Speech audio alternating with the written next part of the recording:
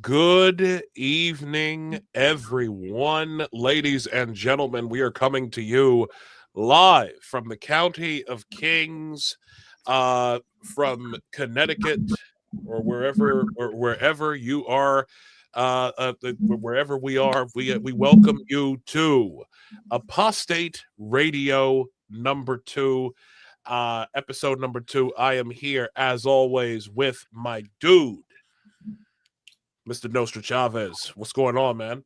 Hey, we're back at it. The boys are back at it.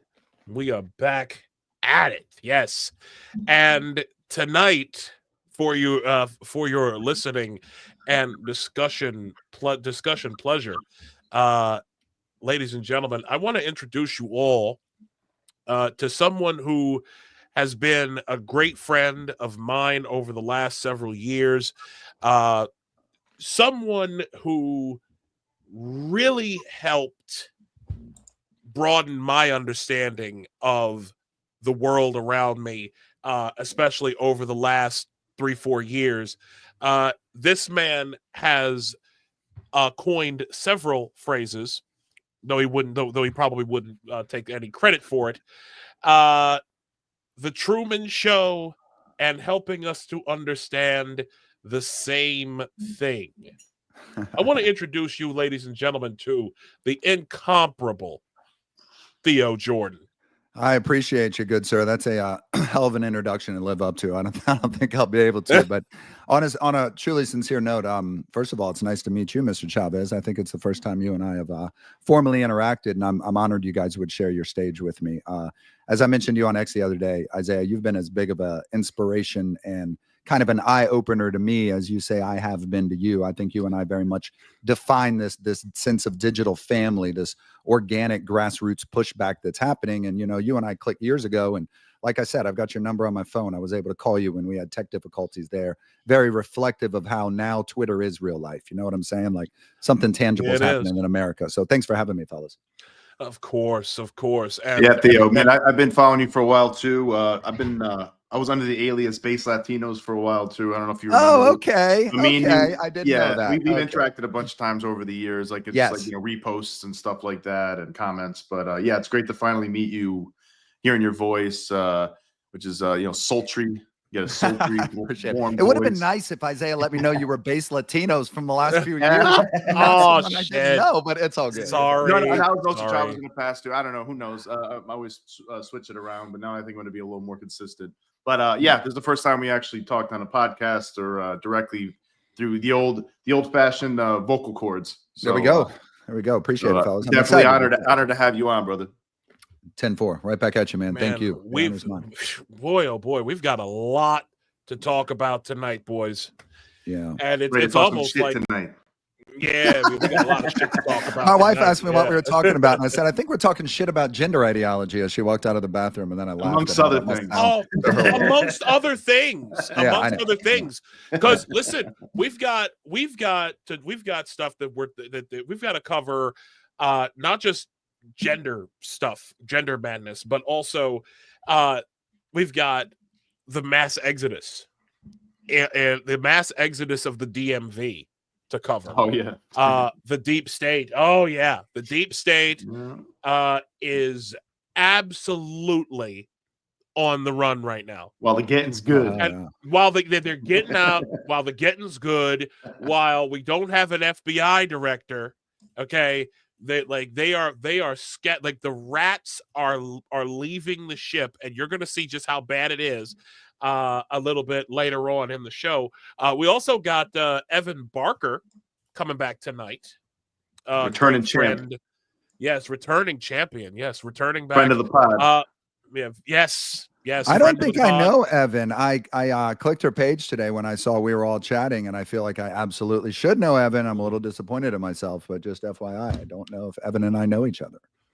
Well, that's all good. It's all good. Listen, we are all family here. We are all family. Great bridges, my friend. Absolutely.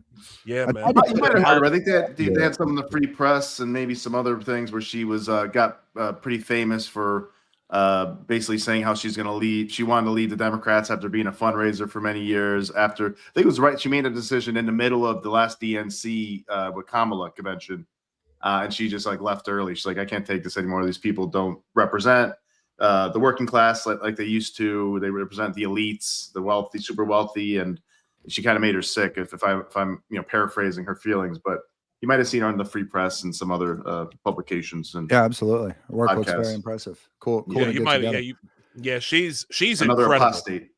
Yes, we got to listen. Being an apostate, being an apostate in today's environment is so important, and it's just crazy because being an apostate these days is just simply being normal, being a guy. It is. just Normalcy is the new rebellion. Yeah. Normalcy is the new rebellion. Yeah, absolutely. Hey, can you throw a picture up on my screen? I tried to make it my eyeball, and it says it is my eyeball, but is it a black camera on your side? It is a black camera on my side. It really doesn't matter. I'm not that Can vain, you, I Theo, thought I'd get a cool you might have to do it eyeball on your side. You might be able to do it. Yeah, I on your did side. actually. I'm thinking maybe it's because I'm in. Can I leave and come back, or is it just not worth it? Yeah, I mean, I could try. That should be fine, right? I think. All right, I'm going to try to do that. Just you can do right click on those three dots on the right hand corner, and this is edit audio avatar. Yeah, I uploaded it, and it's got it actually selected now. And when I hit done, it should be in. But I'm thinking maybe it's like loaded me in for the session. You try it again, and it should be fine. Yeah, you can try it. Do you need me to drop you real quick, or yeah, do that? Yeah, boot me, and then I'll join back in. That'd be perfect. Okay, we'll let you back in. We promise. Yeah, we'll let him back in. We've apologies, ladies. Make sure you put your wristband on. We've had a lot. We've had a bit of technical difficulties tonight, but I do want to thank you once again for being here. Once Theo gets back, we're gonna really get this party started. But where to begin? Where to begin tonight? Actually, I know where I want to begin. I want to begin by sharing something that our esteemed friend, that my esteemed co-host, Mr. Nostra Chavez, wrote a couple of days ago. Yeah. You wrote this on Friday, February 14th. And Valentine's Day. Yeah. Sharing the love. Right, exactly. Yeah. Sharing the love. Yes. Hold on a second. Let me bring this up. There we go. All right. So this man wrote one of the most badass pieces regarding how our current political party system is set up. And he said, indeed, one party seems to have become the anti-virtue party. They seem to be the party of discarding almost every tenet of universal human wisdom and morality, and instead have been injecting our society with anti-wisdom, anti-virtue, and anything that can drive multiple wedges between this diverse American nation. The Democrats have been promoting promiscuity, not having children, not getting married, killing babies as a form of birth control, and being overall just selfish and hedonistic. The Democrats push laws that favor the criminals over the victim, and policies and entitlements that favor the illegal immigrant over the tax-paying American citizen, seemingly to increase their voting numbers. They promote constant pride, narcissism, and self-worship. They condemn national heroes like the Founding Fathers and modern heroes like Kyle Rittenhouse and Daniel Penny, and lionize repeat criminals like George Floyd and Jordan Neely. They also lionize mass murderers like Marxists, Che Guevara, and Mao. They lie about almost everything. They destroyed any trace of journalism in the legacy media, and they coerce social media companies to censor free speech and the truth. And they've been indoctrinating children at a grand scale to hate America, be racist, be sexist, and anti-Christian, and to believe they should get castrated, mutilated, and or sterilized as a sacrifice to the gender cult.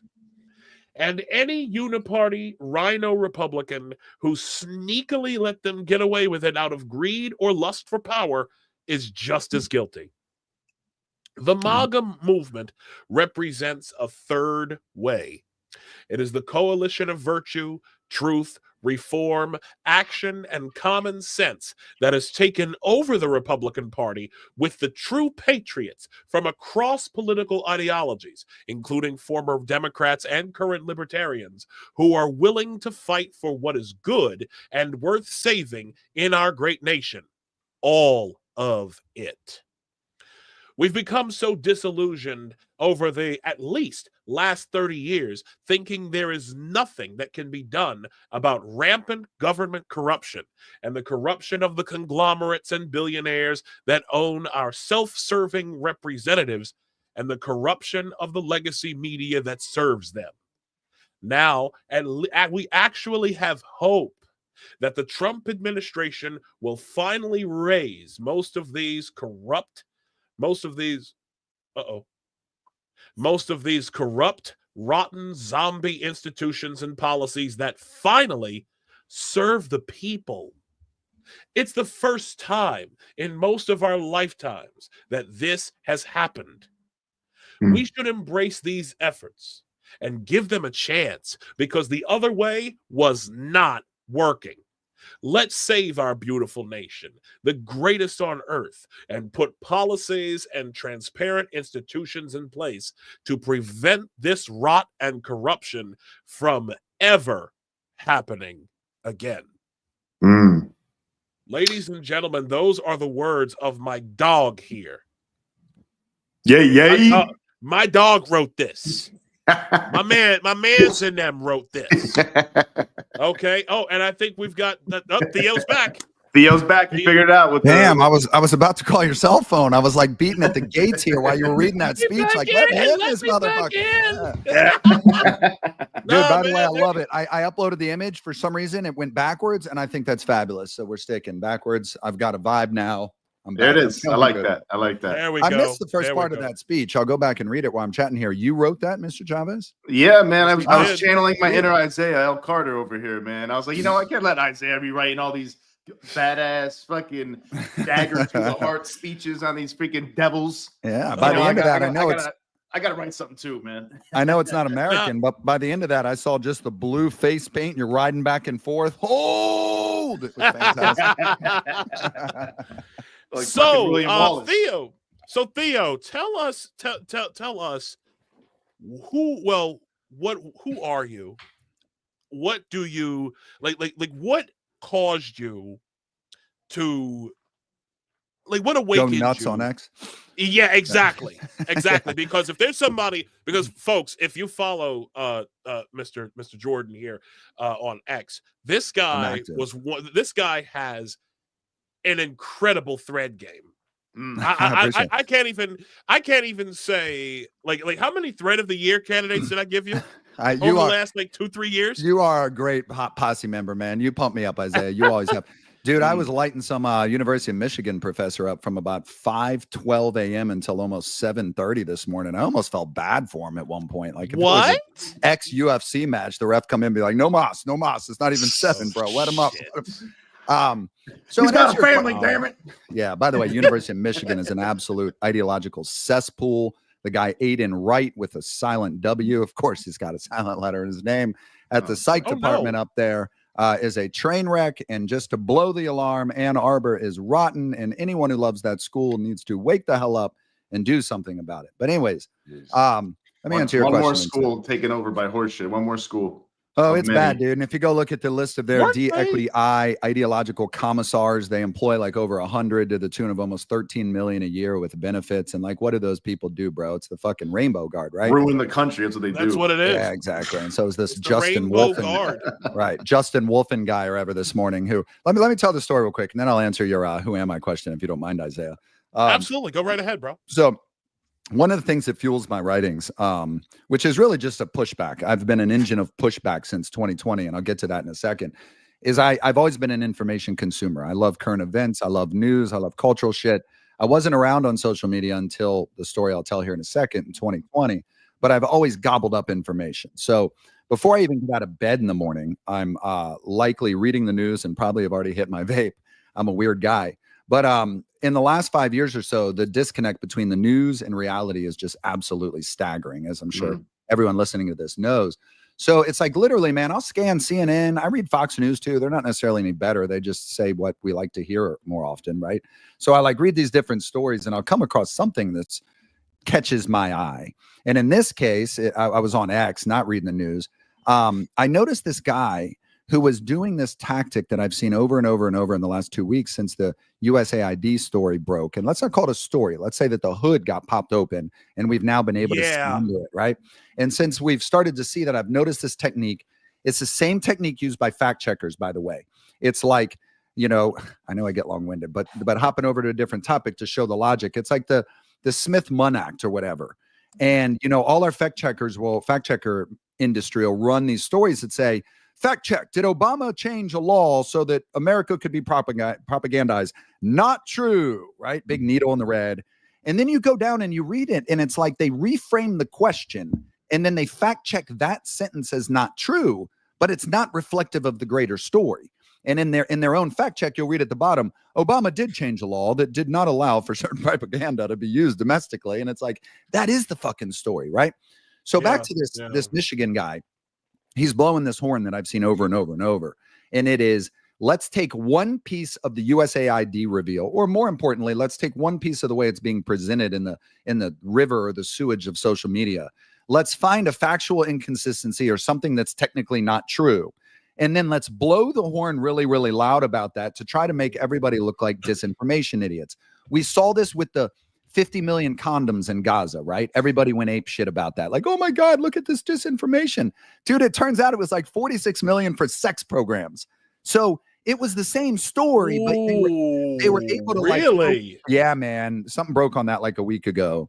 So holy shit. So it wasn't condoms. It was not condoms, but it was like related to sex and gender bullshit. And it was going into the strip, and it was 46 million instead of 50.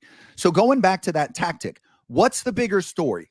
$4 million difference and slightly different labeling? Or like, where the hell have you been in uncovering this for us before the reveal, right? Jesus Christ. So this asshole was doing this thing where he had called out this like statistical thing Elon had posted, and then he was doing this real pompous, oh, this is so statistics 101. We teach this in high school, sort of like telling his audience, ignore all these disinformation assholes. And dude, he had like 3,000 retweets. So I go look at the guy. He wears giant Queer Plus rainbow glasses. He has long blonde hair. Looks like he stares in the mirror for hours when he gets ready. He wears terrible suits. He's got rainbow ties. He works at University of Michigan. Ugh. I'm like, okay, I know where this is all going, right?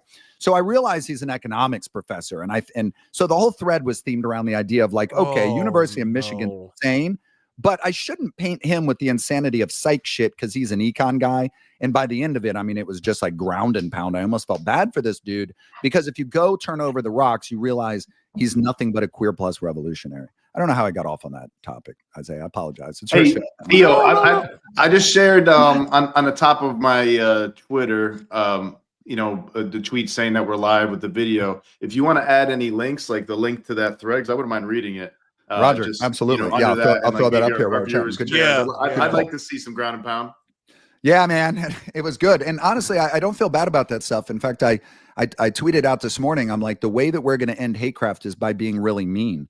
And I said, and if that doesn't make sense to you, or you're uncomfortable with that, you don't think we have enough empathy, enough compassion, then with all due respect, you need to get the hell out of the way. And it's the reality, man, is like we were dosed with it or doused with this hatecraft for so many years.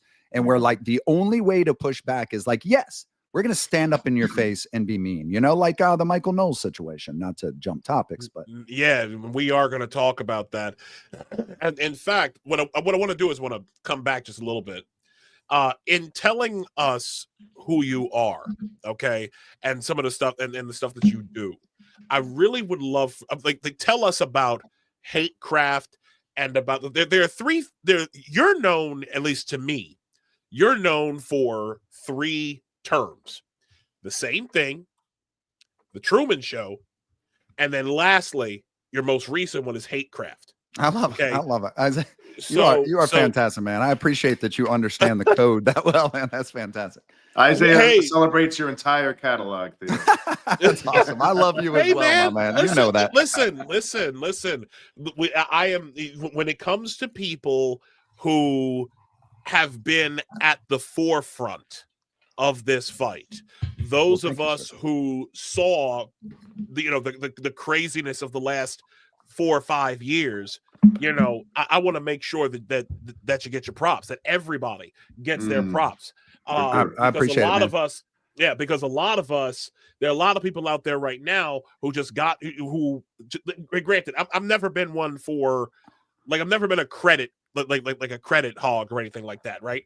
But those of us who have been in the shit longer have a different, we've taken a few lumps. Yeah, it's a lot of arrows, man. No question. Yeah. So if you can explain, so please explain to the audience, like, about what, those 3 terms. I'd love to, man, because I think that's kind of central to the messaging I've been pushing. And just so your audience knows, Isaiah and I are not new to each other. In fact, we spent 4 hours up one night recording a recorded conversation, and we've spoken on the phone other times. So he's true digital family, homie of mine. But so looking at those 3 terms, I started writing balls to the wall on here in November 2020 after never having a social media account my entire life because of what I just said. I saw the gap between reality and every single information channel we have, which really was the case all the way until Elon took OneNote out.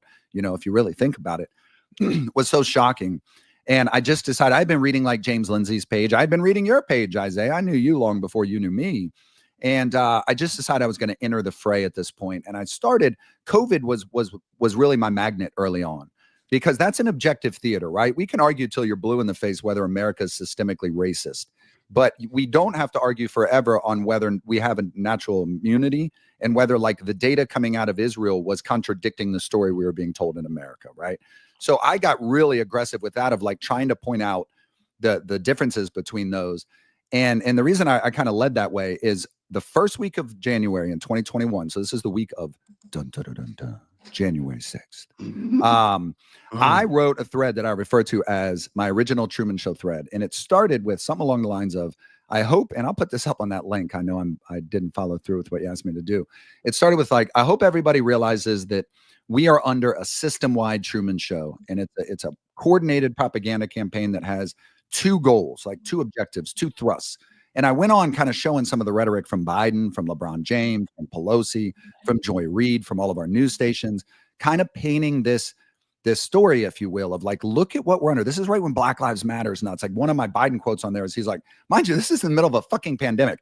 We will prioritize Black and brown and women and gay and trans and demisexual, like basically everybody but white straight men, right? In the middle of a freaking pandemic.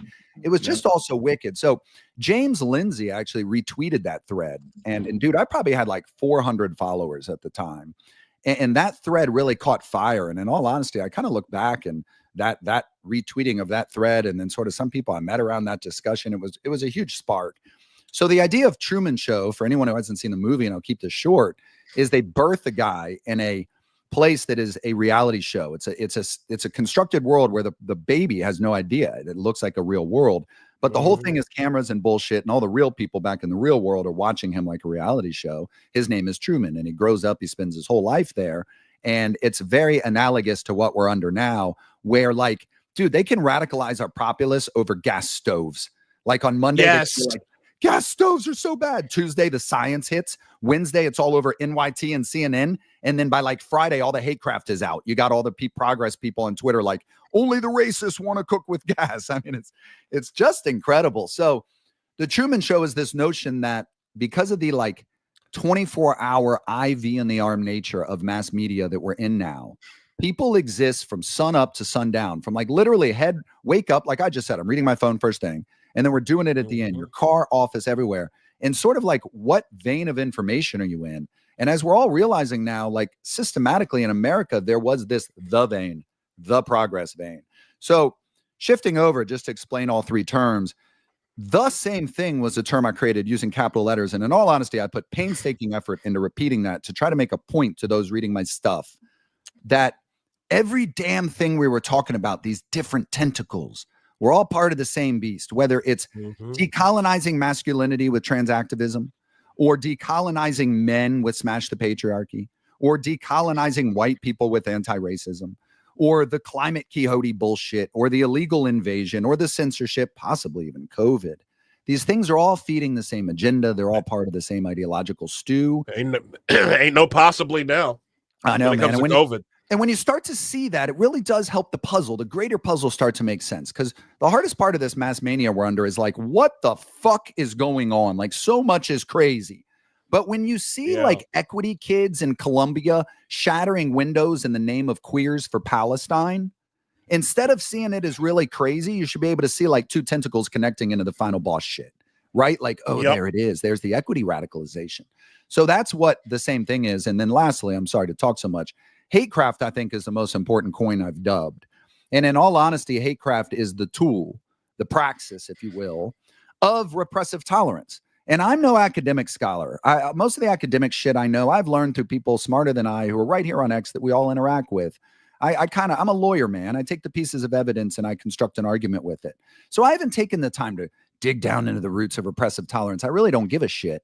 But the engine of repressive tolerance can be summed up real well in those Christian bakers. You know, you will bake a cake with devils and dicks on it, or you will be painted hate. In fact, you'll even be sued.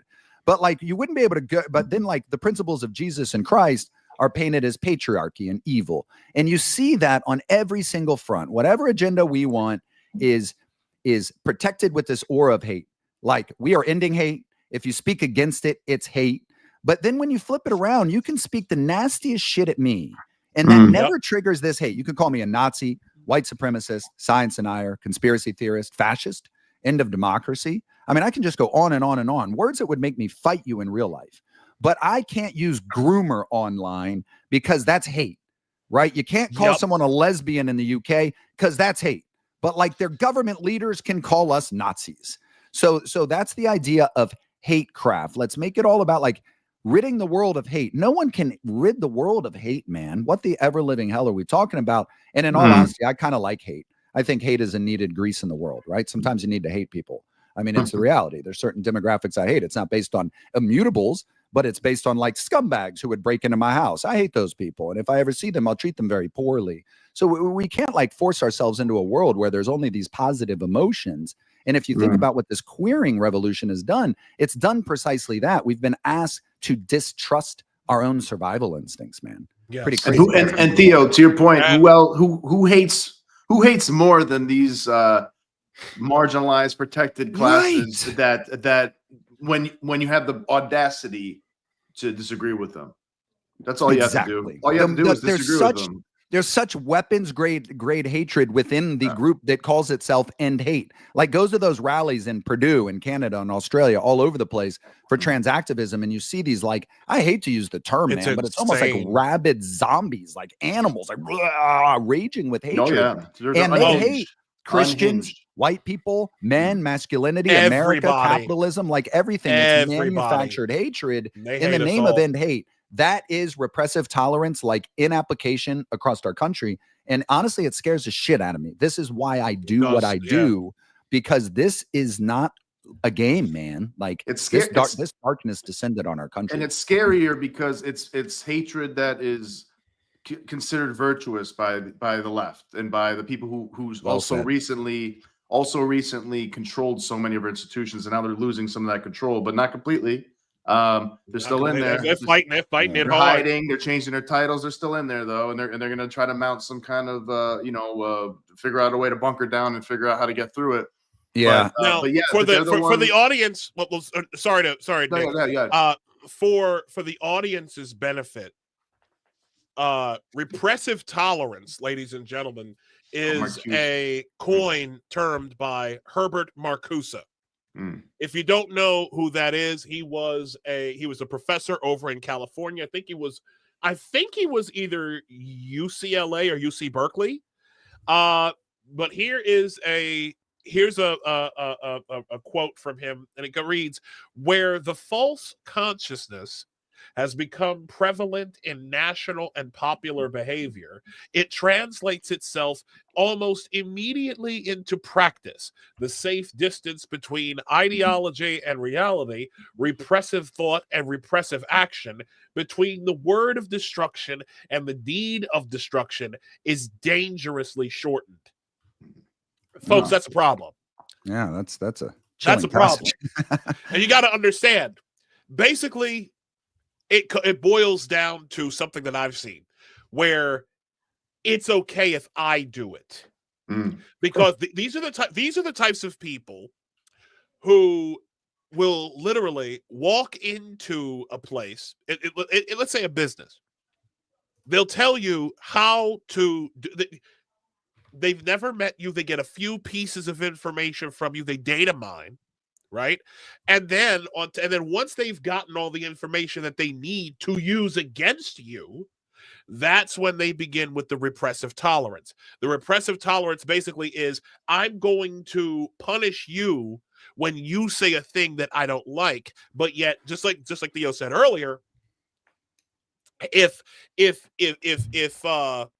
I say, I could say whatever I want to you, because my way of thinking is better than yours. You are evil. You've been doing things for thus and such amount of time, and so now it is your responsibility to give me power so that I can change society into the way that it should be. That is, basically what we're talking about, folks, is we are talking about some of the mechanisms of communism.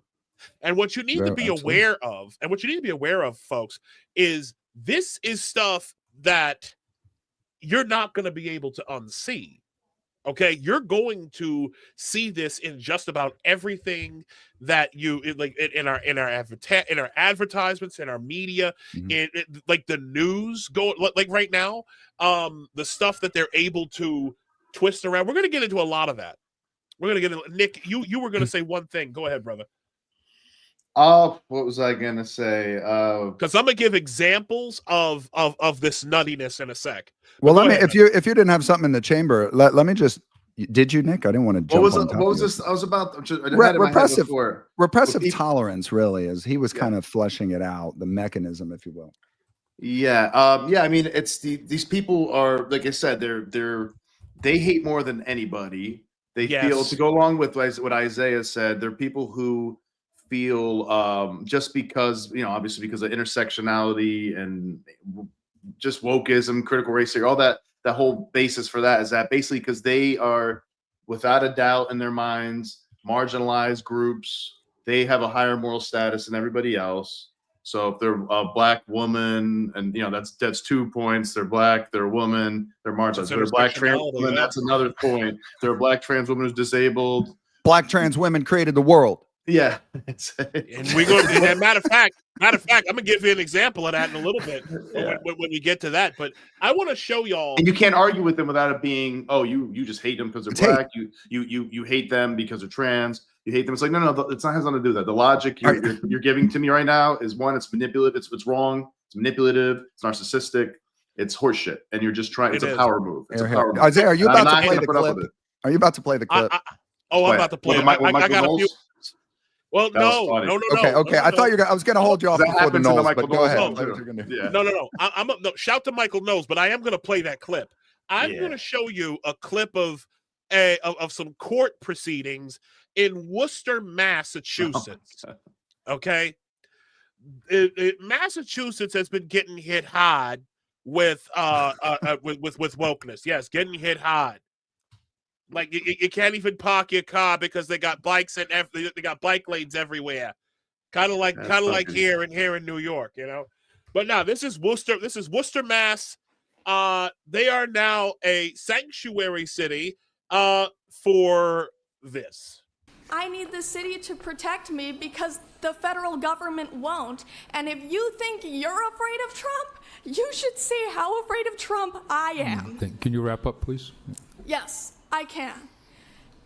If If you say that you're afraid of Trump and that's why you don't want the city to be a safe space for trans people, you better prepare for trans people to make this a very unsafe space. I'm shaking right now. I don't want to be here. Please. I'm sorry, am I taking too long pleading for my life? You remembered how many children I have and that 2 of them are trans. I speak as both the B and the T in the LGBT. Oh God, I don't know if I should laugh or curse or cry.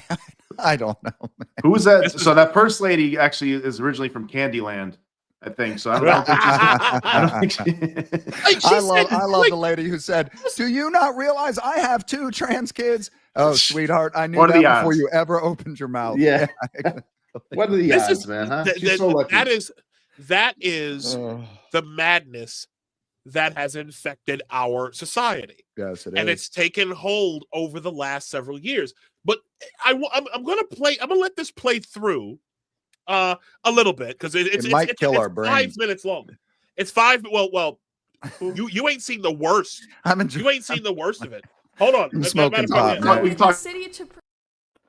Wait a minute. Let me see if I can. I need the city to protect me because the federal government won't. And if you think you're afraid of Trump, you should see how afraid of Trump I am. Can you wrap up, please? Yes, I can. If you say that you're I love afraid of Trump, I love how and he that's hit her why with you the don't wrap want it up, the city to be a safe space for trans people, you better prepare for trans people to make this a very unsafe space. I'm shaking right now. I don't want to be here. Please. Oh shit! Sorry. I need the city to protect. You know what? I don't know how to work this. No, you don't. I'm trying to figure out your DJ skills are hurting here. Terrible. I was real impressed prior to that. The way you had that thing feed early on, I'm like, damn, this guy. Isaiah's usually got this on yeah, I don't know why. You know what? I'll be honest. I'm a little under the weather tonight. That's all right. So that's all right. I mean, I'm still impressed. It's been. That's all right. We can still talk shit. Hey, let me just comment on something there because it's important for if we want to do something other than just bagging on these poor lost souls. It's important to look. I mean, there's importance of both sides. Why not? No. There's a lot of pieces on a chessboard, and some of them kick ass. Hold on a second. Now, these people deserve to get bagged on. Ridicule. Yes, they deserve ridicule. Deserve it. They deserve it. Just by the way they look, man. Jesus Christ. These are people. Look, and you know this, Theo. In June of 2021, from June until September of 2021, my Twitter account was suspended because I refused to call a man a woman. Yeah. And this guy, and what was crazy was he was saying something about the person I was referring to was talking about abolish prisons for George Floyd for the sake of Derek Chauvin. Good God. It was the craziest rant I'd ever seen. The same thing. Meanwhile, this guy had just gotten busted on drug charges somewhere. Yeah, of course. Hey, let me. Oh no, go ahead. I'm sorry. I didn't mean to interrupt. And so I refused. So I said, "White men protecting white men. 'Tis a train that is never late." My account was zapped that night. I'm surprised they zapped you for that. I'm surprised they actually zapped you for that, man. Well, usually it's free reign on white people. I think. Yeah, as a white man, I was really hurt by that comment that day. Yeah. It took me a while to get over that. Listen. What I learned in that moment that it is objectively in this new communist reality. I have learned that it is actually worse to be a phobe. Okay, or whatever the phobia du jour is. Phobia du jour. Oh, I can't stand that shit either. It's worse to be phobic than to be racist. So if I, as a black man, refuse to call a white trans identifying male a woman, I am more wrong than this white guy if he called me the N-word. Yeah, I think there's some truth to that because that goes back to and I can't help but picture my favorite GIF on X of I think it's actually GIF, by the way, which I'll never say, of the witches on the beach by the fire who are looking up in the sky. Peanut butter. You know, that's my Frankenfem thing. And if you go back to the intersectional hierarchy, the wand they all hold in their hand, that yes, absolutely. If you look at those weird wizard charts, the trans black is like the epitome of the thing. So you are correct, Isaiah. To defy the gender principles is a greater offense now than to be overtly racist, because that's how insane the progress movement has become when it all rests on dogmatic principles that I reject. It's crazy. Well, one thing now, before we move on from that video, I just want to make sure everybody saw, because I said it when it was playing. They had a sign up that said silence equals death. So we've now moved on from silence is violence, which is one of the scariest communist lines I've ever heard in my life. And the NCAA ran it on a commercial during March Madness last year. I'm sitting with my freaking family on Friday because I love college basketball, and I'm like brainwashing my children with March Madness so that they too will love college basketball. And this NCAA commercial comes on showing some kids jousting, some fencing, some basketball, some volleyball, and then boom, fists with anti-racism, Black Lives Matter. If you are silent, like if you are not anti-racist, you are complicit. And then another sign that says silence is violence. And then boom, back to the sports shit.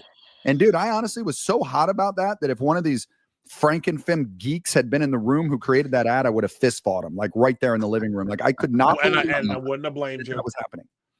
Would not have blamed you. Oh, actually, poisoning my children. Like, no, I'm not anti-racist. Black Lives Matter was created by 3 disastrous Marxist lesbians who I don't want anything to do with. Admittedly, there's a reason why it all crashed down on Queer Plus. It's disgusting. And the idea that silence is violence is like the most coercive command I've ever heard in my life. You mean I have to speak your words or I've committed violence on you? Like, that is such an affront to my own liberty that I now will commit violence on you just for commanding that on me. It's manipulative. Now, I'm going to show you something to that effect. I'm going to show you how deep the brainwashing goes.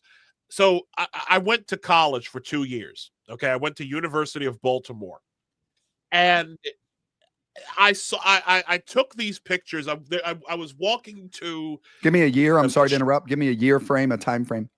Okay, so I went to University of Baltimore from 2012 to 2024. Gotcha.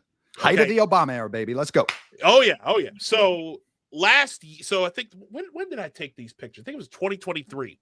I was home for Christmas. I was down in Baltimore, and I saw these pictures. This plaza that I'm about to show you, it's an alley. Okay. But when I saw it, I had to take pictures of it, and I called it. And this is your fault, by the way, Theo. I called this the Church of the Same Thing. Yes. Here we go. I love it. Here we go. Where is it? There we go. Oh my God. Let me read it. This is on University of Baltimore's campus right now. Wow. It is the same thing in church front form. It's almost beautiful. Yeah. Black Lives Matter. Yeah. We got the pro-abortion activism on there because why not, man? Throw it all in the shitter. You've got the pride. I mean, it's just incredible. That's an incredible image, Isaiah. Thank you for taking that. By the way. What does it say? Trans equality with what? What does it? What does that even mean? Trans equality with what? Exactly. What does it mean? Who knows? What do they do in there? If you don't mind, real quick, though, I don't get it. If you don't mind, leave that image up or scroll through those images while I make this one point, because I wanted to make a point about repressive tolerance earlier, and it fits in perfectly here. So you described brilliantly, by the way, Isaiah, the bludgeon of repressive tolerance, how I'm going to attack you to force my views, and the shield I put up to not allow your views. Okay. Sort of like a weapon of it, if you will. But it's important to understand the ideological foundation of it, meaning what it does to suppress out contrary positions and what it does to cement their own in. And the greatest example of that is this other term that I've dubbed that I think might be my most important kind of intellectual creation is critical Christ theory. And it's just the idea of, if you look at critical race theory, critical masculinity theory, critical gender theory, critical immigration theory, the way they radicalize down all these veins, the exact same attack is occurring against the church. And nobody could embody this better than who? Billy Porter, who was the person who defiled St. Patrick's Cathedral in New York City about 1.5 years ago at important facts here, at a funeral for a transgender person who somehow cracked into the Catholic Church and had their like wake inside St. Patrick's, where Billy Porter performed a song, and these queer plus activists took, I don't want to use the word stage because it's the altar at St. Patrick's Cathedral, one of the most holy buildings in our nation, and they called Mother Mary a whore from the altar of St. Patrick's Cathedral. So imagine just the level of cultural capital you're like seizing there. It's like those queer plus activists pissing all over the Olympic opening ceremonies. It's like in your face, we are seizing your cultural capital. Well, why is Billy Porter's name important? Who headlined the DNC convention 2020? Billy Porter. Who had that batshit crazy guitar song? Something happened today, with all the white boomers in their 60s. All right, stop now, with the revolutionary colors tearing apart the American flag. Who was on the stage in a dress? Billy Porter, right? So the progress movement is embodying the trans activism, is embodying the gender shit. And I've written a bunch, and I won't get off here because it's not about me, but I've written a bunch about how the fundamental principles of, if you look at queer plus ideology as a scripture, as a almost religion, as a doctrine, books, if you will, right? The fundamental principles of it stand in diametric opposition to the fundamental principles of Christianity, which is what I surround myself with, even though I've grew up non-religious. And it can't be summed up any better than where it's crashed down on trans activism. And that's because trans activism was always the spearhead, or it became the spearhead of this greater equity capture. And if you think about the one line in scripture of how God created boys and girls in the image of perfection, that line must be a lie, and therefore God is a lie. If God messed up royally and we need drugs and surgeries in order to change boys and girls into their better man, into their image of perfection. So my point is, to end this ramble, is that ideological set, which is the very heart of equity. It's not about skin color, and it's never been about skin color. That's why it was spearheaded by Marxist lesbians, stands in diametric opposition to the fundamental principles of Christianity. So if we can force it upon society with a vehicle like pride, one of the 7 deadly sins of Christianity, while at the same time villainizing and demonizing the very principles of Christianity, like the father is the protectorate, like the mother is the nurturer, like pro-life, like pro-nuclear family, all the contrary principles of the queering movement, right? Exactly. So I think the more important understanding of hatecraft is not just how these assholes will come attack you in the public domain, because with all due respect, most of them are twerps, man. And that's why I speak the way I am. Like, would any of these dudes come up to me in their lipstick and heels and talk shit to me in real life? Hell no, because it wouldn't end well for them. So it's important to understand the bludgeon, but I think it's much more critical to understand the greater games that are at play and how hatecraft at a government level is forcing our populace, it's social engineering, gents, to adopt one book funded directly by the federal government. Yes, there you go. There's my speech on critical crisis by the federal government. By the taxpayer. Yes, sir. And we're seeing that now, right? As my tax dollars, which is ridiculous. And again, folks, we are going to go into a deep dive, but this is what I'm gonna do real quick, because I flashed this on the screen here. This is real quick. I just want to say, Theo, that speech that Isaiah's went through echoes a lot of what you just said, like the anti-virtue, basically Christian wisdom, just wisdom across religions, really. Like it goes against frequently religions. So I missed the first half of that when I was troubleshooting. I'm gonna go back and watch. Yeah, I put it under our video, but you can go back and see. Like I don't know if I mentioned Christian, maybe I do, but I'm talking about, like, our ancient wisdom, our modern wisdom across, like, I'm sure Islam, defying some Islam, they're defying Judaism, defying some of the wisdom in Buddhism, Hinduism, you name it. Like it's our most fundamental like foundations. It's the ground floor stuff, man. Absolutely. Yeah. And virtue ethics and stuff, like of freaking who was it, Aristotle? You name it. Yeah. And to Theo's point, this is why I brought up the Antonio Gramsci quote. And I'm going to read it real quick. It says, socialism is precisely the religion that must overwhelm Christianity. In the new order, socialism will triumph by first capturing the culture via infiltration of the schools, universities, churches, and the media by transforming the consciousness of society. That is the very definition This of is the term it we're right all here. familiar with. Yep, the long is march it to right the here. institutions. That is the definition of the long march to the institutions. That's definitely And happening. Yeah. And I mean this And point if- blank. I find that mantra and that quote to be the equivalent of fighting words, meaning Oh, yeah. I would take up arms to oppose someone who is bound by that principle. And I say that as what I consider myself still a non-Christian, but I go to mass every single Sunday. I'm raising my family in the Catholic Church. They go to Catholic school. I write about these virtues and these values all the time and how they stand. Let's not use the opposition, because then it's like I'm setting up a holy war here, and I don't mean it that way. How important these values and virtues are to my family. They are the building blocks that we've decided to build my family upon. And if you are telling me that your hell-bent mandate or objective is to take your new religion, socialism, I don't give a shit what title you've put on it, and your goal is to eradicate the very values that I want to build my family with, then you are my sworn enemy, man. I hate to use that kind of language, indeed. but it's But that you have simple. to. You have to. Because listen, this is how, and yes, I'm going to play that Michael Knowles clip. Because if you want to see, folks, look who we've got here. She's here. And it's right around the time. Ladies and gentlemen, joining us now is my friend, a friend of the show, Evan Barker. Hey, Evan. Hey. welcome in. Hey, everybody. Welcome. How's it going? Oh, I'm all right. You're coming in real low. Okay, how's this? But You it might does need look it closer. awesome in the background with the drums. So Wait, I told her the next time that she came that she had to do a drum solo. that looks but- awesome. Exciting background. So what I want to do is I want to show you what the highest being in the oppression hierarchy looks like in praxis, ladies and gentlemen. Yeah, real quick before you hit have play to on see that. this. Yeah. Before you hit play on that, I wanted to make this What? comment earlier, and I hate to do this. I know it's kind of kid glove shit, which I'm not about at all, but I think it's an important point to make.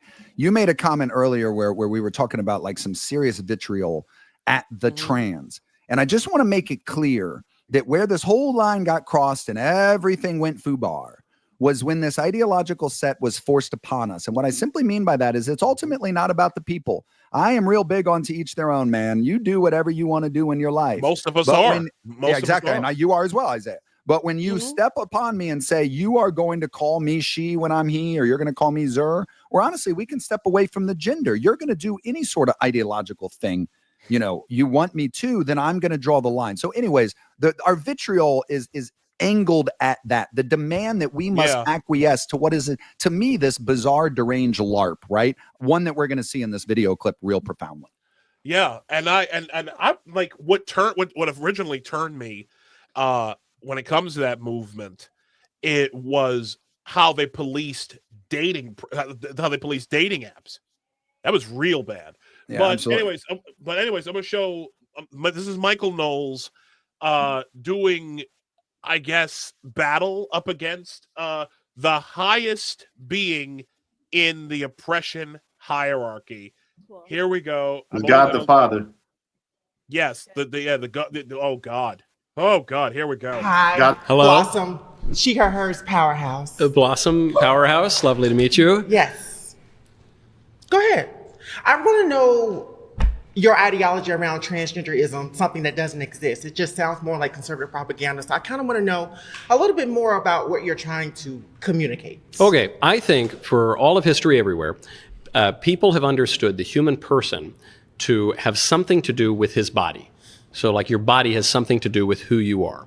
Now there is an alternative view, which is called Gnosticism. It's a view that our bodies don't really have anything to do with who we are, that the body is maybe even evil, and that our true selves have no connection to our bodies. And I see in the transgender ideology a kind of Gnosticism that says that you could look like a man, you could have a man's genetics, you could have a man's genitals, you could have a man's everything. But if you feel on some deep level that you're really a woman, then you are really a woman. And I don't think that's true. And I think that the social effects of that are really bad because it leads to the depriving women of their legitimate rights. In some cases, it leads to rapes, notably in the last few years. And it also leads to women losing There's sports competitions and there's scholarships, and it's just disordered and false. And it also leads to more people adopting this identity, which leads to very high rates of anxiety, depression, and suicide. So it's bad for everyone, and it's not grounded in reality. Oh, I don't even think you understand what you say sometimes. I don't think you even understand what you say, because when we talk about these rape cases of women in the restroom, they're coming from cis men like you. So let's be very clear. No, where it's that's coming not from. true. In, Oh, 20, it's in very, very true. 2021, Excuse me, do not interrupt a black well, I'm trans just woman when I'm she's just trying to speaking. correct Do not you. interrupt Well, I a would black never trans woman when she's I would speaking. never interrupt a black woman. No, thank you. You made Here's the thing about me as a black trans woman. I am not a threat to cis women, and I think it is harmful that you are going around here spewing that rhetoric, weaponizing this rhetoric against trans people. Weaponizing. Do not interrupt a black trans woman when she's speaking. As a black trans woman. Like, my mind goes back to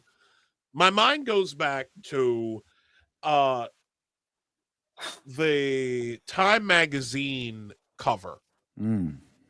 America's Next Civil Rights Frontier. Yes, what was it? The tipping point, the transgender tipping point, where we had Laverne Cox's big ass on that on the cover, and presented to the American people as a new way of knowing, as an other ways of knowing. Like, it's this is think about the language too. Tipping point, next civil rights frontier. I mean, it's shocking language in hindsight. Honestly, dude, it's not a necessity. They need another civil rights frontier because they're done. They're basically been done.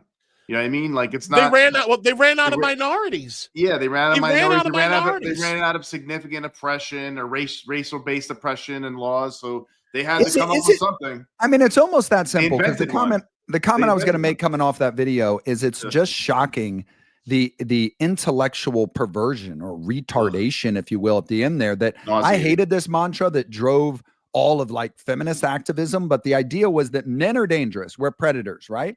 And to some extent men can be aggressive and dangerous, which is why we social order between men and women, but or like governance order, right? But what's interesting is at the end of that clip here, the final crash down of progress ideology, because to your point, Nick, it had to keep eating something. The Frankenstein needed to eat, it needed to keep going. That crazy dude is yelling at the end, I am not any more of a threat than a woman. I am not a threat. I don't put anyone in danger. It's the exact inversion of that principle. Exactly. Crazy. Exactly. I don't want to be in the bathroom with her. Of course not. Yeah, no, me either. And I've actually been in this situation. By the way, can you guys hear me okay? Yeah, I hear you. Perfect. No, I've been in this situation in San Francisco. I live in really? San Francisco right now. I haven't been like sexually assaulted thank God, but I've been in the situation where I've been in a locker room at a spa in San Francisco, actually. And the person next to me was not a woman.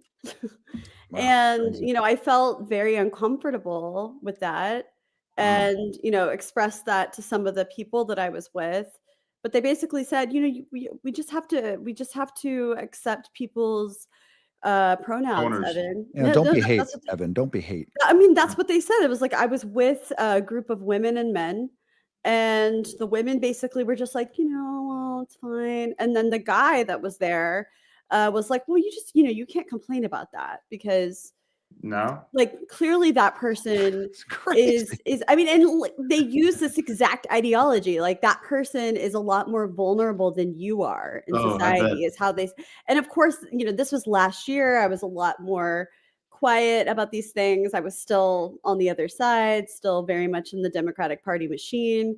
And, especially in San Francisco, if I had gone to that business and if I had complained about it, what do you guys think would have happened to me? Oh, of course. You'd be like outcasted. Absolutely. I would have been or even worse back then, you would have been like mobbed at the time. That actually did happen. That exact same thing, if you guys remember, got caught on video. And it was like a young girl and their mom, I think, complaining. And the staff came out and attacked them as being what? Hate crap, right? Bigots and stuff. Yeah. So, yeah, absolutely, Evan. You didn't have a choice in that about it. Nice to meet you, by the way. I know of you, but I've never met you. Hey, I'm sorry. I didn't give a. You know what? That's it's all me. good. I should have. Damn it. I wasn't calling you out, Isaiah. I mean, I guess I just did, but that wasn't my point. It was nice to meet her. Well, no, Evan is amazing. I actually, I actually did her show yesterday. And when is that? When is that? It's gonna drop tomorrow morning, maybe late tonight. Awesome. I'm excited. The new Evan Barker dropping, featuring Isaiah Carter. We'll watch. Yeah. It was it was a lot of fun. I had a lot of fun doing her. Doing we actually talked quite a bit about this, and I didn't even expect to, but I've got more from this. Like this was a big topic. Yeah, real quick, because I think there's an interesting discussion point here, is that it's interesting to going back to that notion of repressive tolerance, right? Because what Evan just said is they attacked with the same ideology, and they led with, as always, it's safety. It's a safety front. Well, they're more vulnerable. They need the extra protection. We need to do this for them, right? What's interesting is to take that same analysis over to the prison side. And I won't get long-winded on this, but the final crash down of repressive tolerance and this hate craft where you are required to do our whatever it be agenda, and yours is going to be deemed hate, so it's going to kind of steamroll yours, is when it goes against the will of the masses. Inevitably, the masses are going to push back and say no.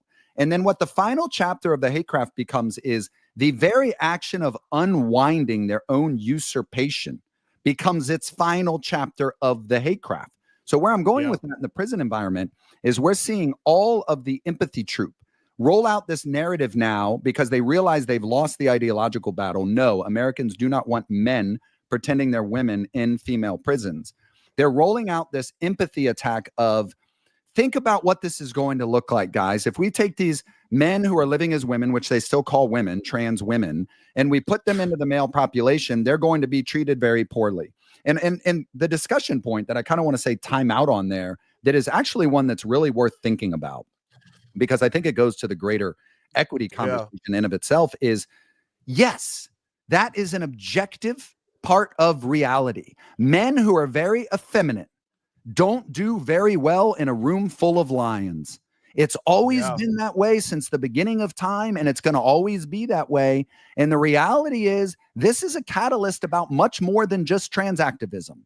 This is a catalyst for how we got the entire enchilada of critical Christ theory and this notion of destabilizing those environments because they're wrong, because they're hate. So where I'm going with all that is there actually is a delicate conversation to be had there that, yes, to some extent, I do feel sorry for the very effeminized men in prisons who are now going to be returned to a male population when they've been dressing as females for a long time, because I understand the rugged and rough dynamics of a prison all too well to understand what's going to happen to them.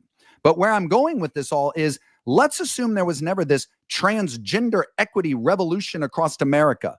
It's not as if these same men were going to have a lovely time in prison anyways. These were already the very fringe, very outcasted, very far edges of the bell curves. And in an unregulated environment where lions reign supreme, those men were never going to do well. So if you go back to the repressive tolerance analysis, it's absolutely disgusting that we would now be required to even throw onto the consideration like the inversion of what you've done. Like we should have never been here. And I'm not going to now worry about the empathy implications of unwinding this madness. You see what I'm saying? To that point, Theo, not to cut you off. No, I was done. But I have something here that goes to your point. I'm not going to, I'll get back to the Michael Nolan stuff. I want to say real quick, Isaiah, just real quick after what he just said. It's like, also let's keep in mind, a lot of those people aren't necessarily even effeminate or even trans. They're just people who want to avoid going to prison with men, and they'd rather be in a prison with all women. That's a good point. Some of them are probably totally happened. Actually, yeah, we enabled it. Has happened. Ain't no problem. Some of them are rapists, probably sexual abusers, and some of them are probably just regular dudes. Or like, would I rather be in a freaking cage with crazy men, or would I rather be in a cage with a lot of women? And at least maybe I'll hook up with some of them. At least they're less dangerous to me because I'm a man. Right, like, and doesn't that go to Michael Knowles' point that men, if we get killed at any moment by those people? Yeah. Yeah, So if we allow any guy this, would choose to do that, Evan, pretty much. it grows. Evan, you were going to say something, Evan?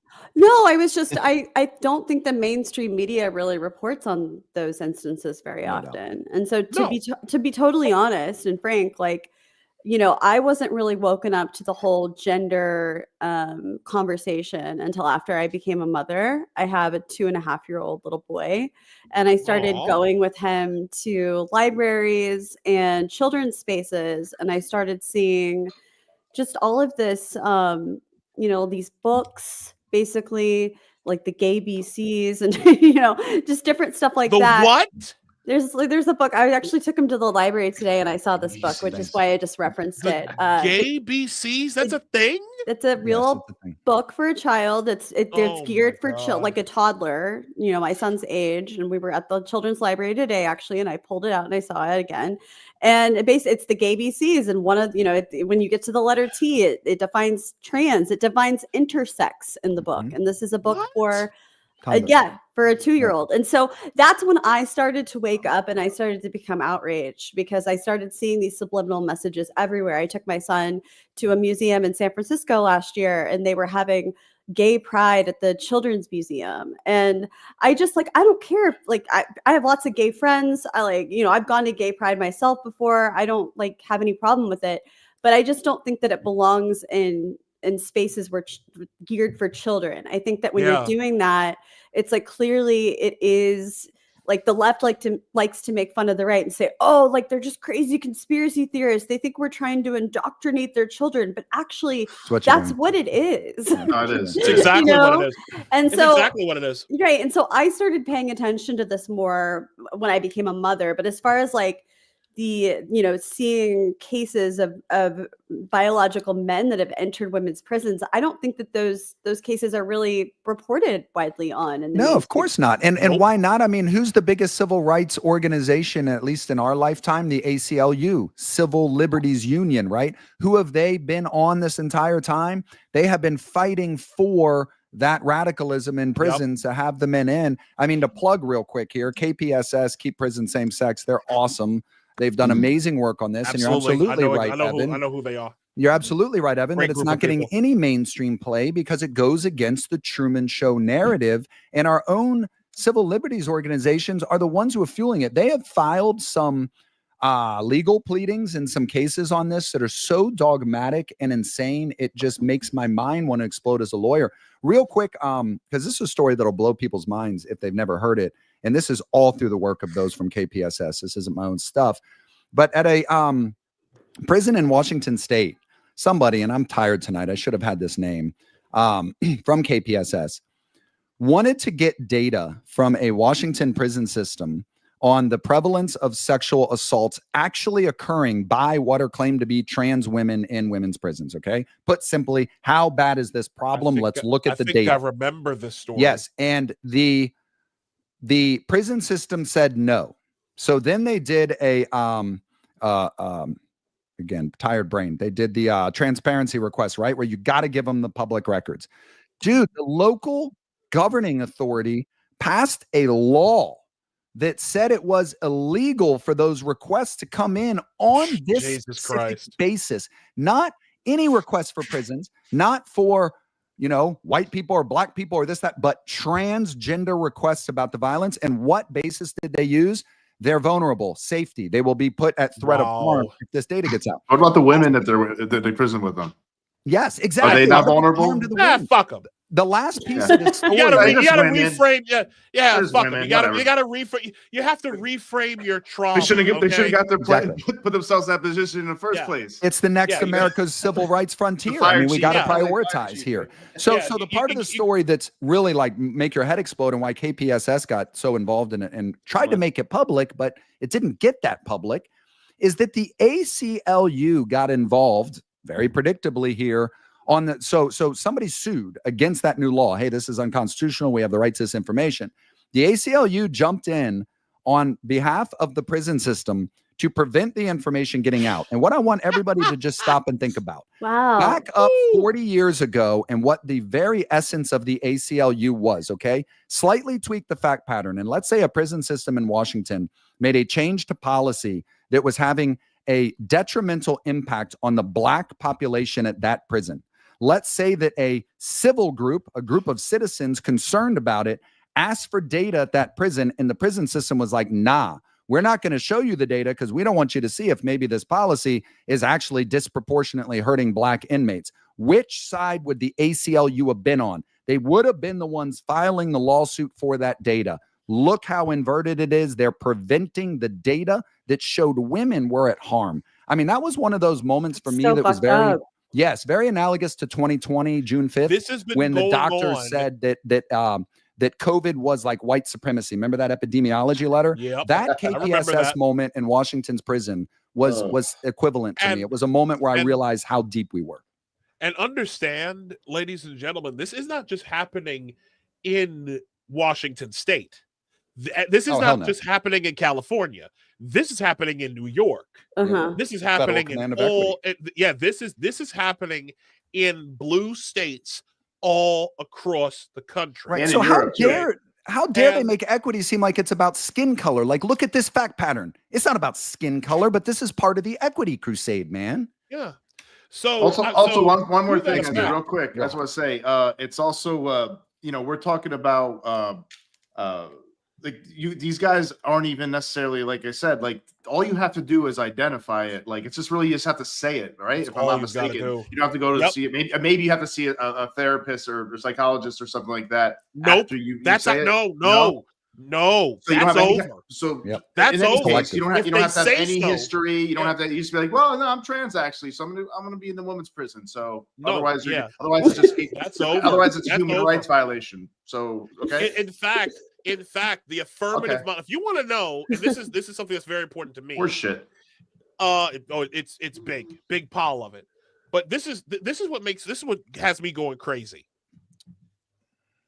The mental health industry, the mental health field, rather, is absolutely like fucked right now, because what they started doing was they started going to what's called the affirmative model. They used to have it started with transgenderism, right? With this, it used to be, okay, you feel this way, but let's get to why you feel that way. Right. And what they would do is they'd find all sorts of like comorbidities.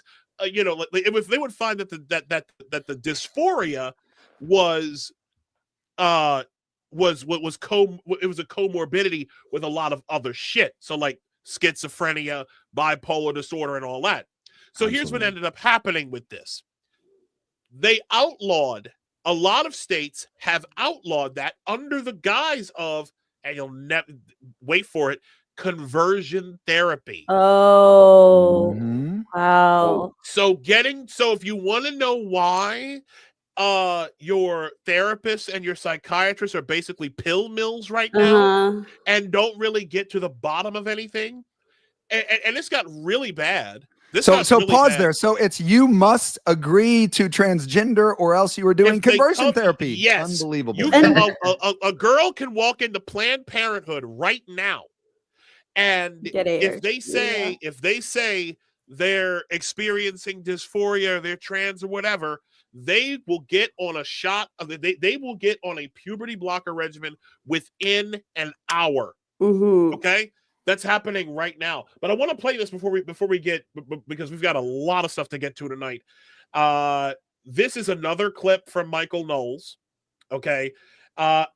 These are the type of people who have been bosses, who have literally had all of the power for the last several years. All right. I feel as though a lot of your claims today have been backed by this energy that you just want to erase LGBTQI plus people and our history. Where do you get that from? From your perspective on a lot of the trans. Because I'll tell you what, all I've been doing, I've just been coming here and citing historical examples and citing a lot of scientific studies and telling you explicitly that I'm talking about an ideology that I think is not conducive to the flourishing of anyone, and for the good of everyone, including you guys, I would like to see a restoration of sensibility. And every time I say something like that, you say, nah, man, I just kind of feel the vibes that you hate us and want to erase us all. And I don't know where you're getting that from. Let's join your side and let's say, you know what, let's say everyone should follow your lead, and let's say as a society we should ban pride, and let's say as a society we should eradicate trans people. In Transgenderism, again, I think you're being obtuse here. Transgenderism encapsulates everything LGBTQIA+. Just in that isn't true. It's just an idea that a boy can become a girl, which isn't true. And I think we should forget about that so that people, including the ones who think that they're the opposite sex, can flourish again. So you would agree with me when I say by eradicating transgenderism, you would also eradicate the history of trans people, just in general. Well, you can read it. We can eradicate here in this room today because of Black trans women and because of. I am not in this room because of Black trans women. I can promise you.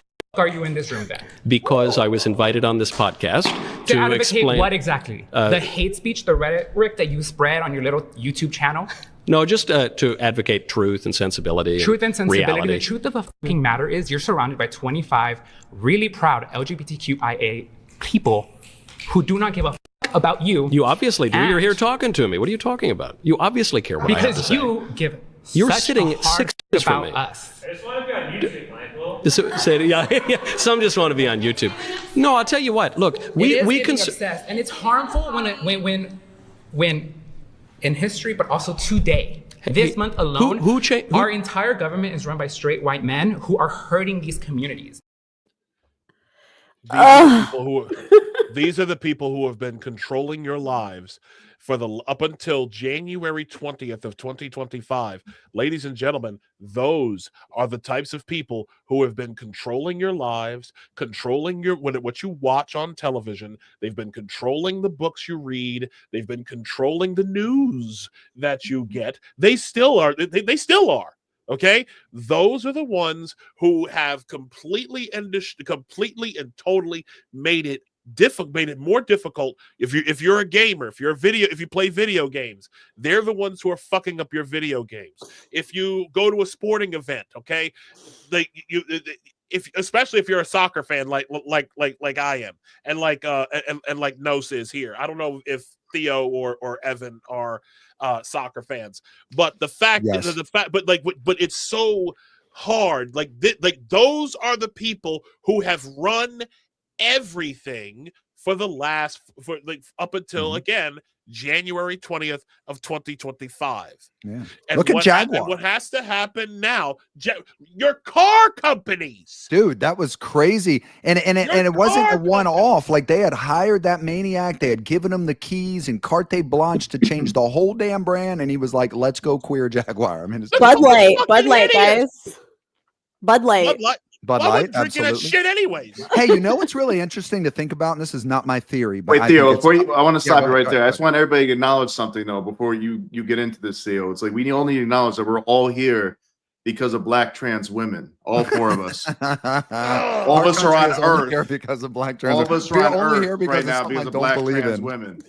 Slay quang. But no, the theory that's really worth thinking about, it reveals how much this was a cultural attack. Let's be willing to use the term a cultural revolution. Is if you look at the brands that really got attacked, the directions, they were all the really conservative spaces. Go down the list real quick. Ready? Bud Light and Budweiser. Yep. NASCAR. Country music, UFC, and another one. It was the person who NFL. I first read this from. Yes, NFL. The sports leagues. Think about that. The sports leagues. Queer plus activists MLS, don't even like sports. Hold on. Theo.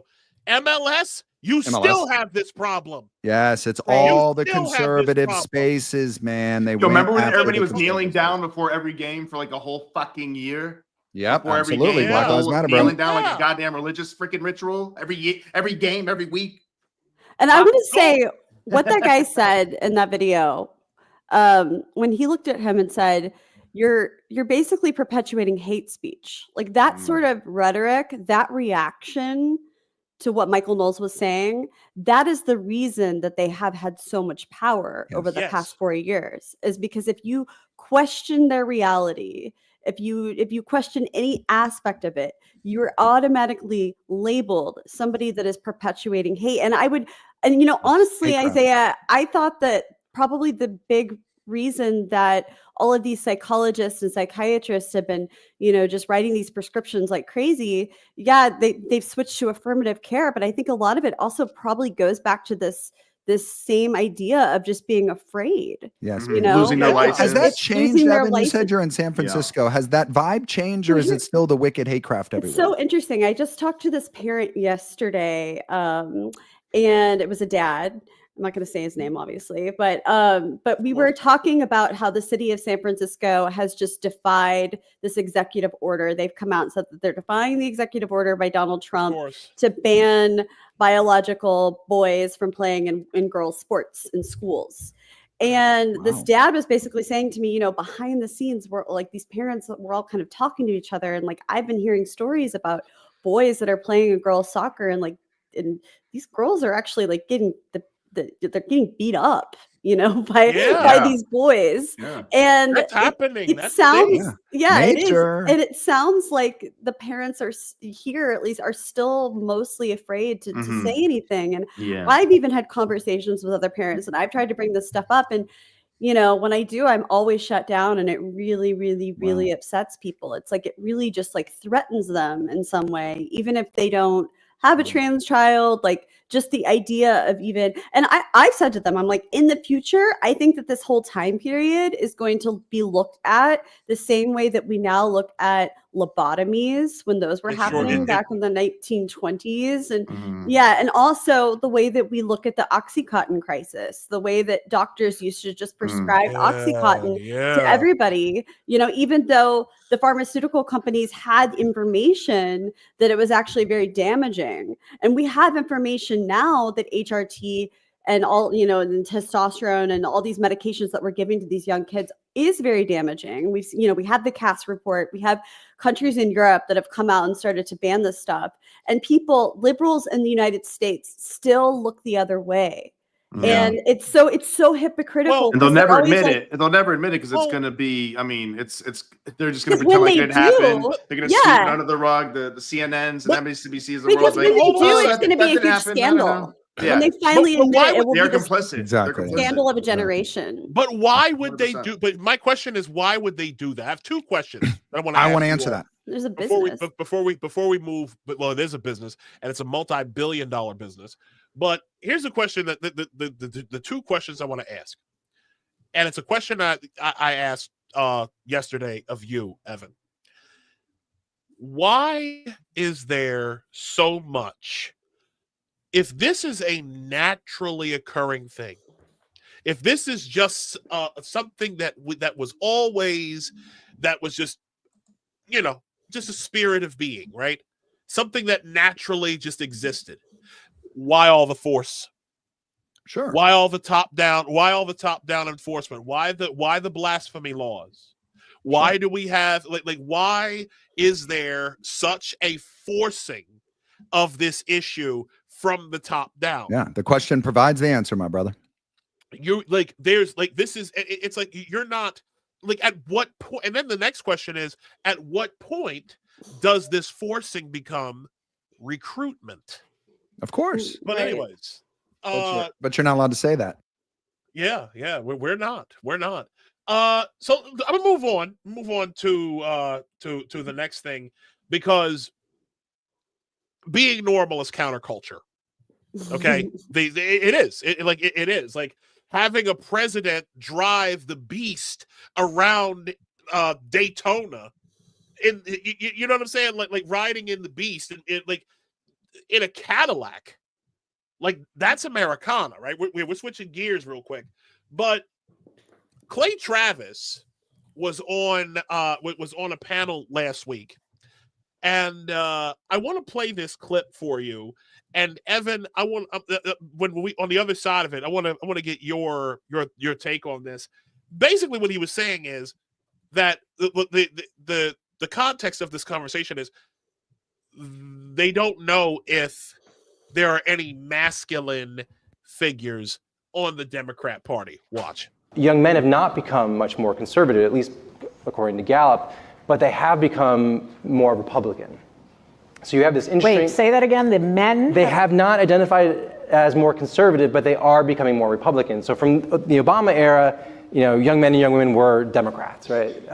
For both elections, strong majorities of young men and young women voted for Barack Obama. And then you had a slow decline, right? This didn't happen in just one election. There's been a deterioration of democratic identity among young men for over 10 years. And so are you saying specifically they turn against Democrats? I'm saying that they are more, yes, they are more Republican now, but not necessarily because they've shifted to the right on issues like climate change or abortion or same-sex marriage. They're still well to the left of their dads and grandfathers when it comes to that stuff. And so you have this really interesting situation where this group, again, looks on paper fairly liberal in a lot of ways. And in point of fact, you had 6 in 10 young men who are moderates vote for Trump, and more than 1 in 5 liberal young men vote for Trump, right? And so if we're going to look for explanations, we need to move beyond issues. We need to understand, like, there's something about Trump that was attractive, and then there's something about the Democratic Party, at least in its current manifestation, that was repellent. I was really struck by you saying, especially that, even if they are more likely to identify as Republicans, they're still far more liberal than the men of generations before them. And I think that that's something that would surprise a lot of young women like myself to hear that. I was surprised. So what is it that we're missing about, or what is it that people who are not, as Magdalene said, people who don't understand why? That's my first question. I have a second one, but go ahead. Okay, so what I would start with is men aspire to be bigger, stronger, and faster than we are, almost universally. That's why superheroes are popular. That's why pro athletes are popular. Who is the most masculine Democrat right now in America? Mayor Pete. Is that a gay joke? No, Mayor Pete. No, well, no, it's just that he's not particularly masculine. Nobody's like, oh, Mayor Pete, he's a badass. Chuck Schumer. Is anybody like, hey, Chuck Schumer holding up an avocado and a beer to talk about the Super Bowl? Is anybody like that trying to grill? Is anybody like, hey, that's a dude I want to hang out with? But Trump's like a grandpa. Well, hold on. Yeah. Trump took a bullet in his ear and immediately stood up and said, fight, fight, fight. Every man in America and most of the women out here were impressed by that, even if the women won't admit it. She's shaking her head strong. And second part of this, basically summing it up, Democrats for men are pussies and Republicans Democrats for men are pussies. There are no masculine men in the Democrat Party right now. I mean, he nails it. I just gotta say that. I gotta say that. Yeah, as somebody who I worked in Democratic politics off and on since 2008, and I've noticed a marked shift over the last 4 or 5 years. I mean, this stuff, basically what he's saying, he's absolutely right. Not only did the Democratic Party not try to reach young men or men in general this election, but they've actively shut them down and degraded them, just even from the meetings that I used to be in all the time, guys. I used to be in Zoom meetings, working with candidates, and on a daily basis, I would hear things about, open insults about especially white men, but men in general, just out in the open, said by women, sometimes echoed by other men in the meeting, just because they probably felt like they had to say those things in order to fit in. And maybe some of them are self-hating. I don't know. But I even found I found myself doing it sometimes, and I have regrets about that. I feel ashamed of that, but at least I'm able to say that to you guys now and to be honest. Yeah, it's awesome. But I felt like I had to do it in order to fit in, because I didn't want to be labeled as, one of those people. Like, I wanted to be seen as an ally. And so that has been the culture within the Democratic Party. I mean, I was literally told to ignore resumes from white men. I did. What? It's bone chilling. Wow. What you're referring to is absolutely bone chilling. The level of ideological coercion is bone chilling. Isaiah and Nick, do you mind if I read a post I wrote one time? It's only like 4 paragraphs long. Do you mind? It's very not relevant. at all. Do you have it? Well, do you have it? Yeah, I'll have the link. Yeah, I'll drop the link on it here too. The reason that I'm going to read this post is because there's ultimately a bigger story here, a story that goes back way before trans activism, right? And what we're referring to here, what is in essence the manufactured, the systematic, the institutionalized hatred of men that got so institutionalized it could be spoken openly at meetings, and that doesn't trigger any form of hate, right? The same meetings are melting down about end hate. We got to end hate. We can't be hate to this, and the queen of everything is the black trans woman, and we can't be hate to all this, but yet we're just openly bagging on men as like a culture. And if you call it out, it's sexism. And if you call it out, it's sexist. So it is the you're epitome of the hate sexist, like graph, bitch, and it's bringing it why up. That hates women.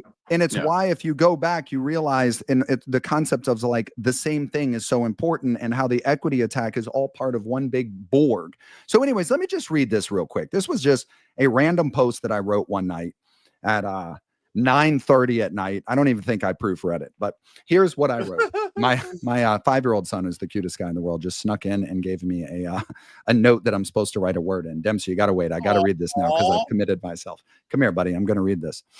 He doesn't really need to hear this. Oh, I can't. It's got bad language in it. All right, you guys chat for 2 seconds and let me say night to this cutie. I'll be right back. Yeah. No, I'll say it's that guy brought up some good points, but it's more than that. I mean, it's also like Theo is probably to go into is like it has been probably about 15 years at least of probably longer than that actually of like bashing boys, bashing men, just the way we educate boys, like holding them to the same standards as girls. Girls, boys when they're younger need to run around more, they need to play more, they have a lot more energy. Girls probably do too.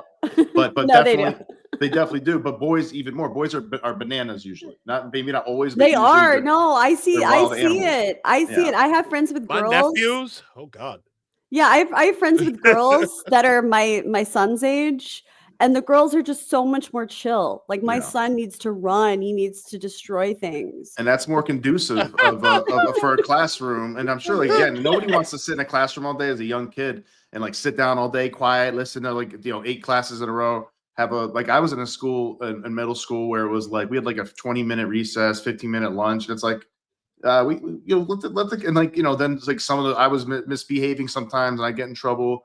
Luckily, I grew up maybe a little before like the ADHD craze, because like maybe they would have gave me methamphetamine, and that is terrible because I've been on it since then, or not. What do you call it? Amphetamines, Adderall, and I've been on them as an adult, and it's like they help with work and stuff, but it's like I couldn't do that every day. Like it would fry my brain. It doesn't feel right.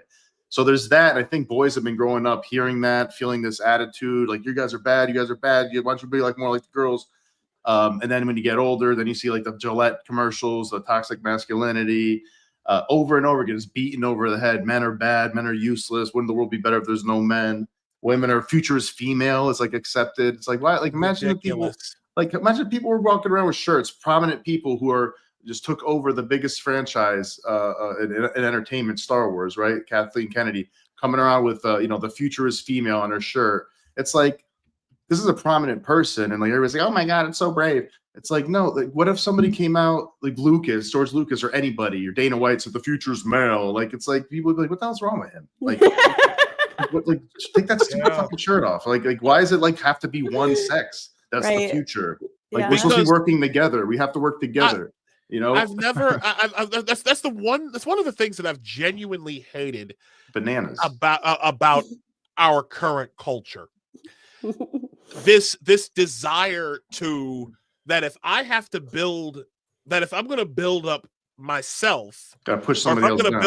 I gotta push somebody else down. Another identity, a whole group of people, half the freaking world. I mean, a part of that is human nature to some degree. But I just want to say this really quick. One time I saw this woman and she was wearing a shirt and it said, "The future is female ejaculation." All right. Wow. Was in San Francisco. I had to share that. Figures. Okay, sorry to interrupt you. The future is squirting.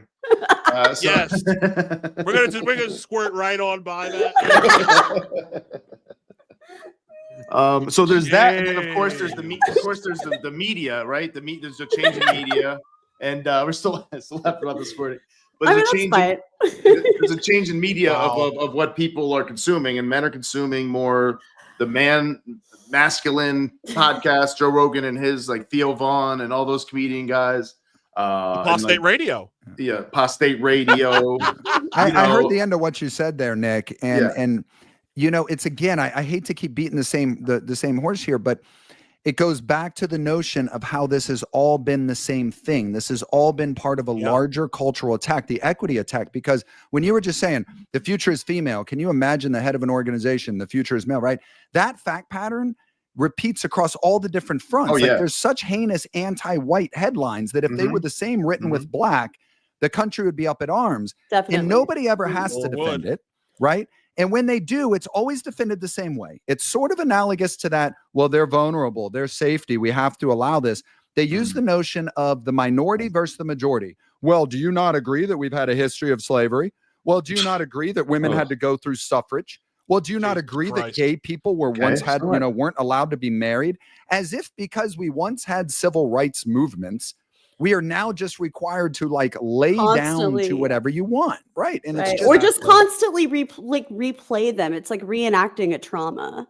Yes, it is. And it's infantilizing because you're acting like certain groups of people, like black people, just can never overcome what happened 60 years ago, over 100 years ago with slavery. Just can't overcome it. Gotta constantly. It's ridiculous. And it's like so othering and infantilizing. It's like these are human beings that can definitely overcome it. A lot of different groups of people overcame a lot of crazy shit. Yeah.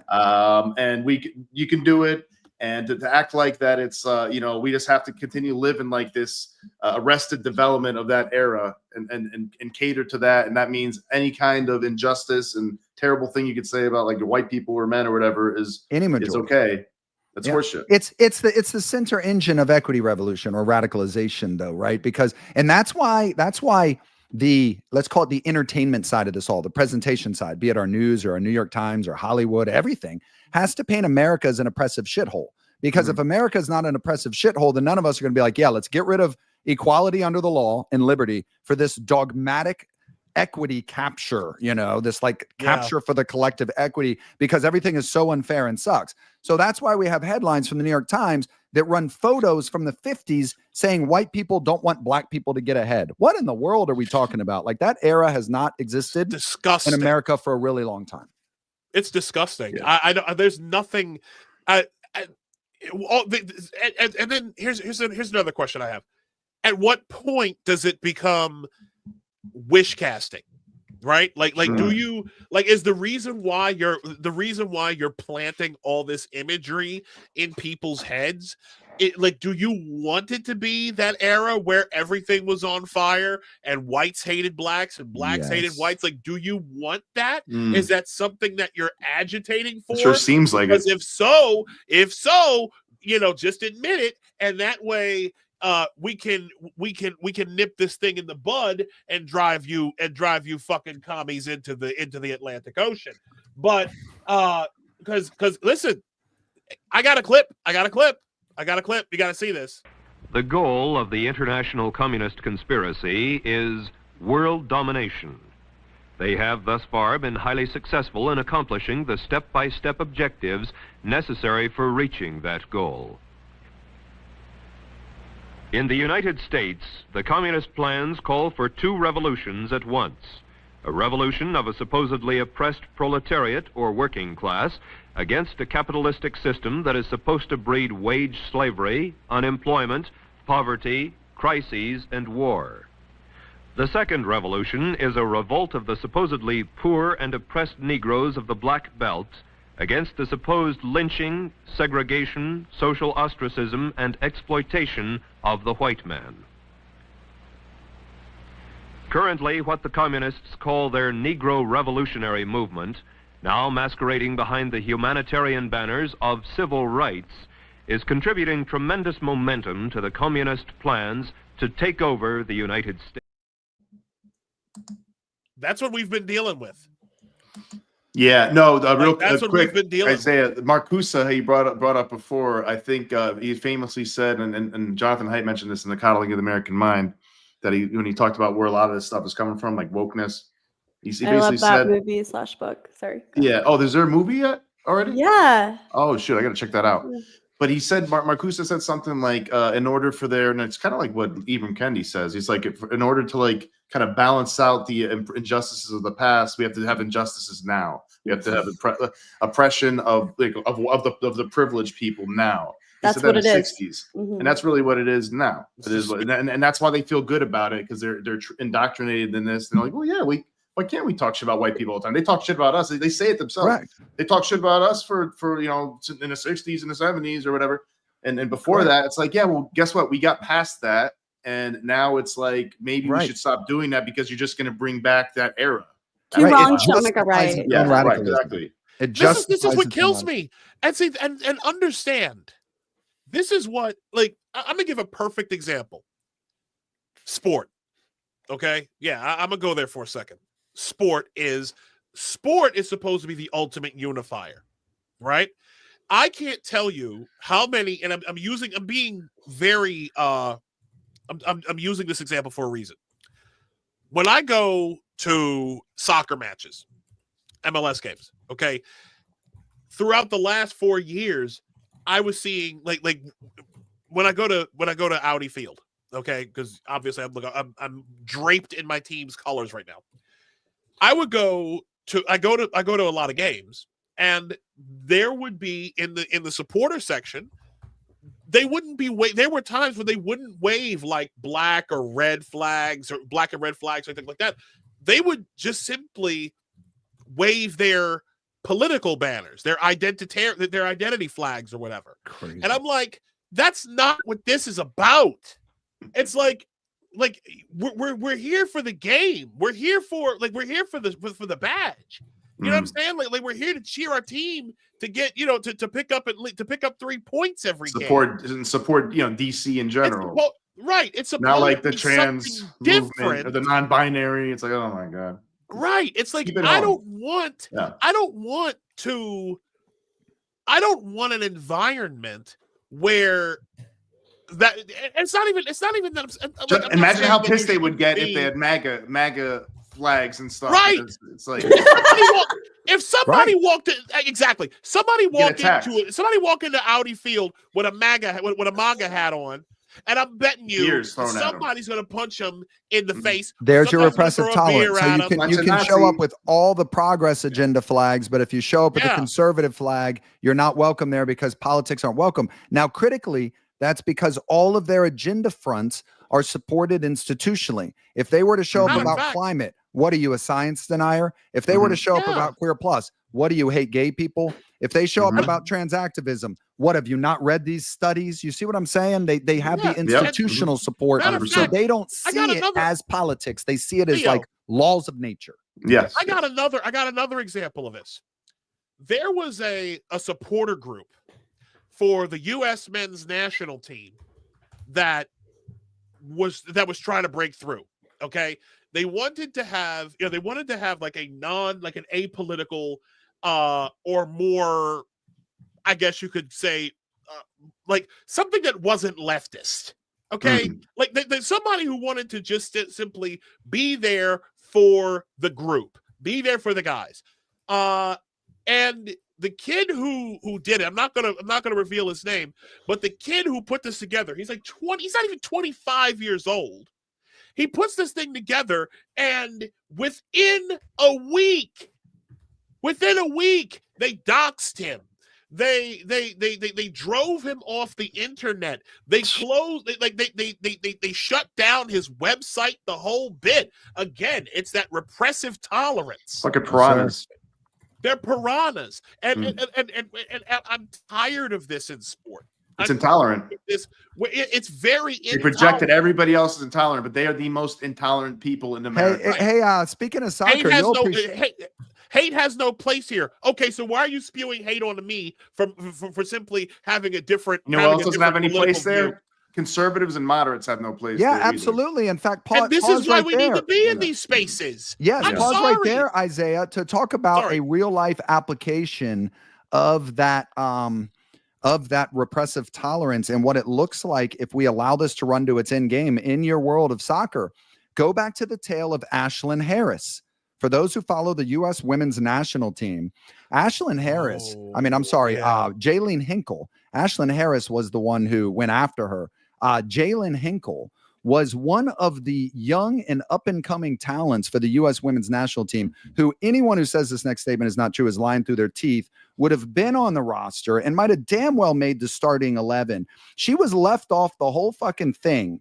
And I'm looking at this line from Ashlyn Harris. She says, it says, Ashlyn Harris says Jalen Hinkle was left off the U.S. women's national team over her, quote, intolerance, not her religion.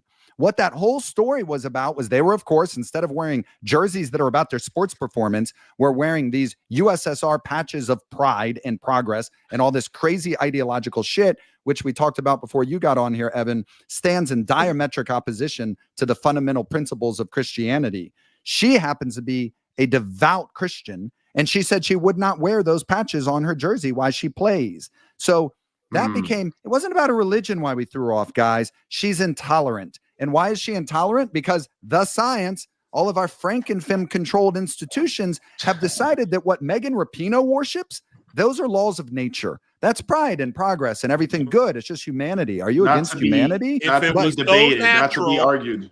Right. If Exactly. it was so natural, Sacred, if they're it was so sacred. natural, Yeah. if it was so natural, it wouldn't need to be forced. Right, but and, they throw off the on something team, else. dude. They Sounds throw like communism off to the me. team for being. It is communism. It's exactly. what it is. Now you look over my shoulder, okay, and you see two jerseys. One is one of my many jerseys with the number 52. That's what I wear. And shout out to Ray Lewis. But the number 11 is a gentleman by the name of Taxiarchis Fountas, Greek international player. Okay, played for my club for about a season and a half. Right, played a game against Inter Miami at close to the end of the season. 2022 was like a really, really bad season. There's some type of collision, and like he's fouled out outside, and there's some type of altercation that comes up. Fountas all of a sudden gets implicated in with allegations of racial slurs against a player. Okay, the refs that covered the match, the refs that were officiating the match, no evidence. There was no video. There was no video. There was no audio. Nothing. And at the time, Taxi didn't speak great English. Okay, so Major League Soccer prolonged the investigation.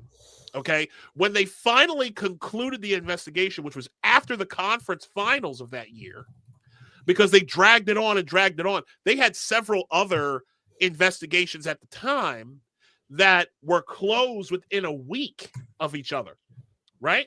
So what ended up happening, long story short, he got accused twice. And both times, there was no evidence, there was no audio, there was nothing. It was just simply the allegations.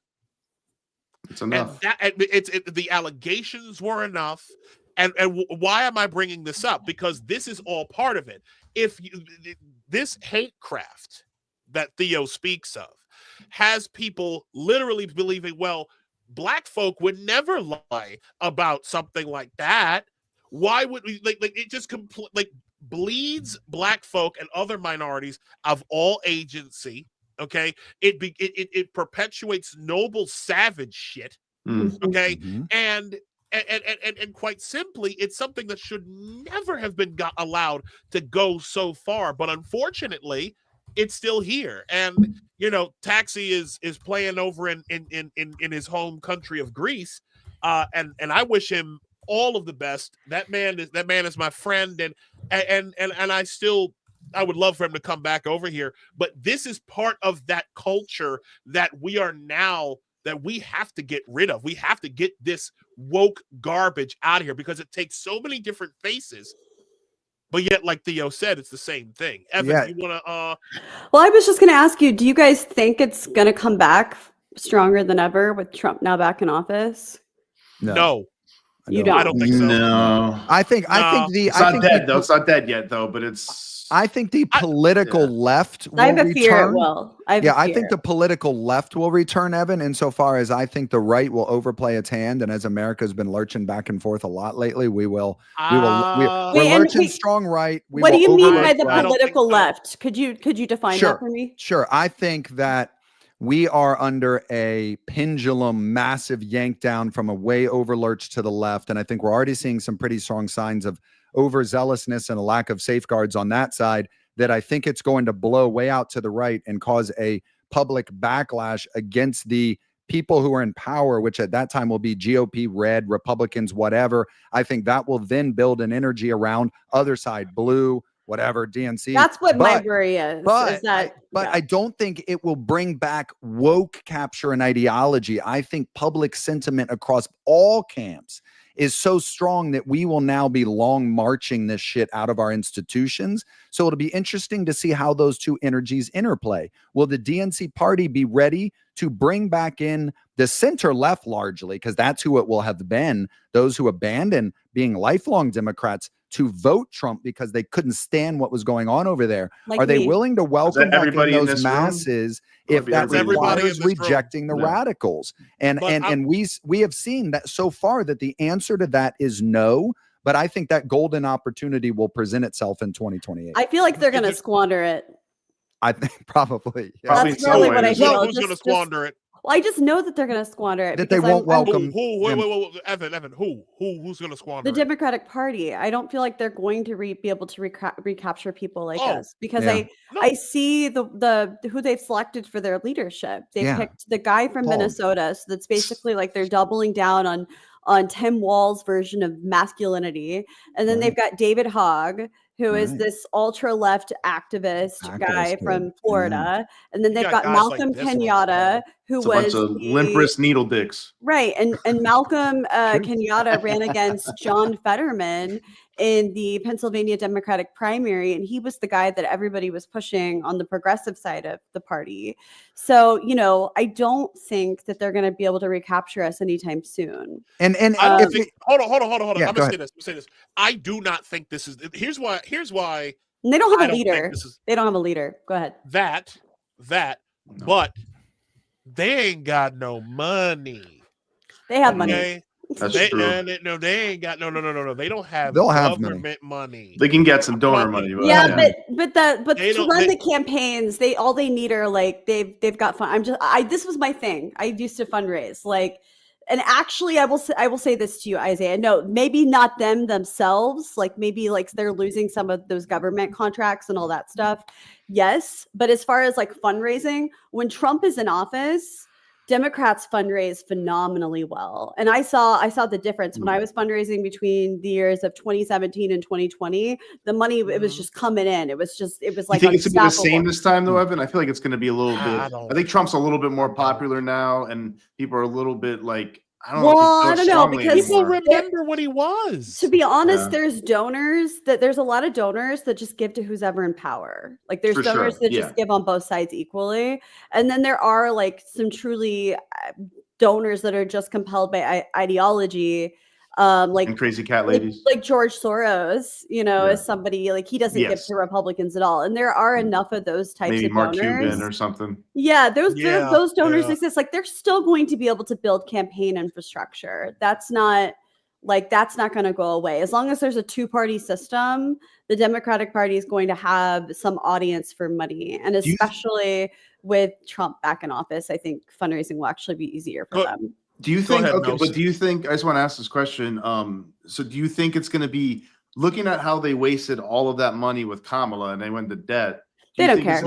Do you think it's going to be as easy to convince some of these mega donors like, hey, just throw us another these people are 10, loaded. $20, $30 million? And they're like, well, last time you lit that shit on fire in a barrel. You know why? You think some of them are going to be like, nah, not this time. They're going to let her off the hook, and they already have, because she is somebody, they're going to say Kamala Harris only had 3 months to run this race. She only had 3 months to prove herself to the American people. So it completely made sense that she just threw everything at the wall. Like, that's what they're going to say. And that's why they're already keying her up to be the nominee in 2028. Yeah. Well, because they just don't think she had enough they're switching time. to California, though, with her now, right? There's no way they bring her up for president again. Dude, I think they Vance, yeah. Donalds, JD Vance. They are literally retarded if they do that. Listen, a JD Vance and Byron Donalds ticket will smash any Democrat challenge. I'm telling you right now. So nobody. I don't know who Byron is. Who is that? I don't even know.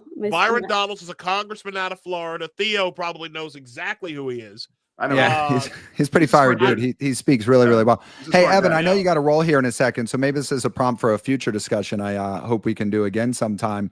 We were talking about whether the plane crash survivors who abandoned lifelong Democrats, how I was saying, I think that opportunity is going to present itself, and will the Democratic Party be able to harbor them in again? The reality is they must offer something different. And to kind of tie a bow on our whole conversation here, what repelled them was the Clay Travis tweet.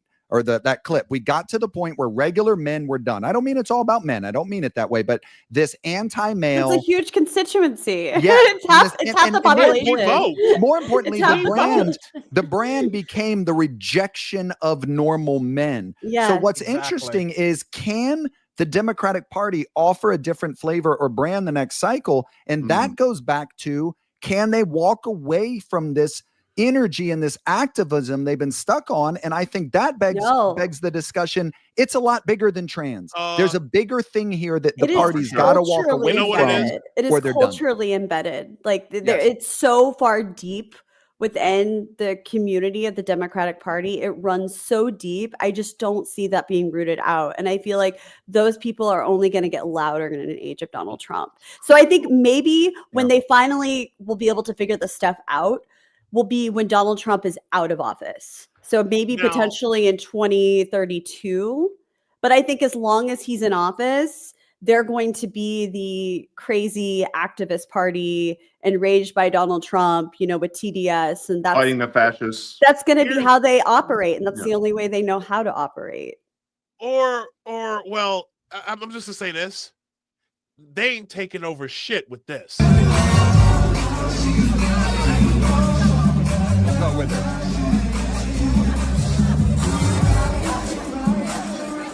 You ain't taking over nothing but a fucking dance floor.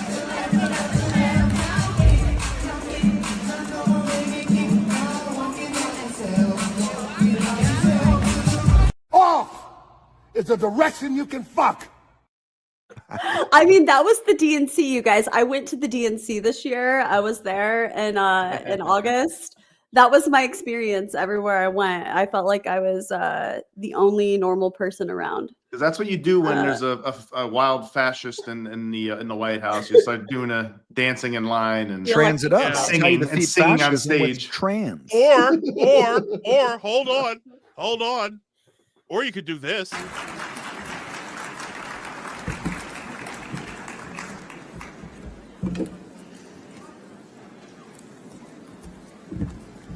Punk ass Jamie Harrison.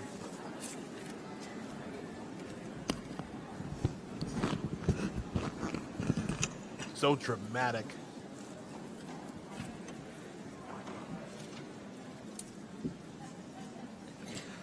We shall overcome. We shall overcome. We shall overcome today. Off is a direction you can fuck. We shall overcome. It's painful, man. The brand is painful. At this point. Are not, the Democratic Party are not going to take over anything when they're dancing the Cupid shuffle and they're singing Negro spirituals in 2025 outside of a black church. Right. More All right? importantly, how are you overcoming anything when Billy Porter is your figurehead? What are you overcoming? Manhood itself? Hey, Theo, he's a Holy. black man and wears a dress. You show him some respect. He's a black trans woman. He's actually not. He's right on the cusp there. He hasn't quite crossed the event horizon. He wears dresses in public. He's brave. I know. But Mother Mary's a whore, right? Oh, exactly. Ev, how good are you for... Oh, I think I got to drop, but hey, you guys, this was really fun. Thank you for having me on. It was amazing to meet you, Theo. You too. And, nice to see you both again. I'm going to drop the Isaiah episode tomorrow. Nice. I got to listen to that. I'll retweet. Yeah. Watch. It's great. It's one Keep pushing back on madness in the middle of the Death Star, Evan. I'm proud of you. You inspire me, man. You inspire me. Great to have you back, Evan. We got to have you again. Evan, and listen, you can come back Friend of the pod. whenever you like. Just pop in whenever, like a Seinfeld episode. Okay, awesome. You know what's so crazy? I'm in St. Augustine, wait, Florida. wait. Is she and already she's in late? San Francisco. Like, Is what he if late? out of our two walls could not be more different? It's a wild concept. Same country, different planets, man.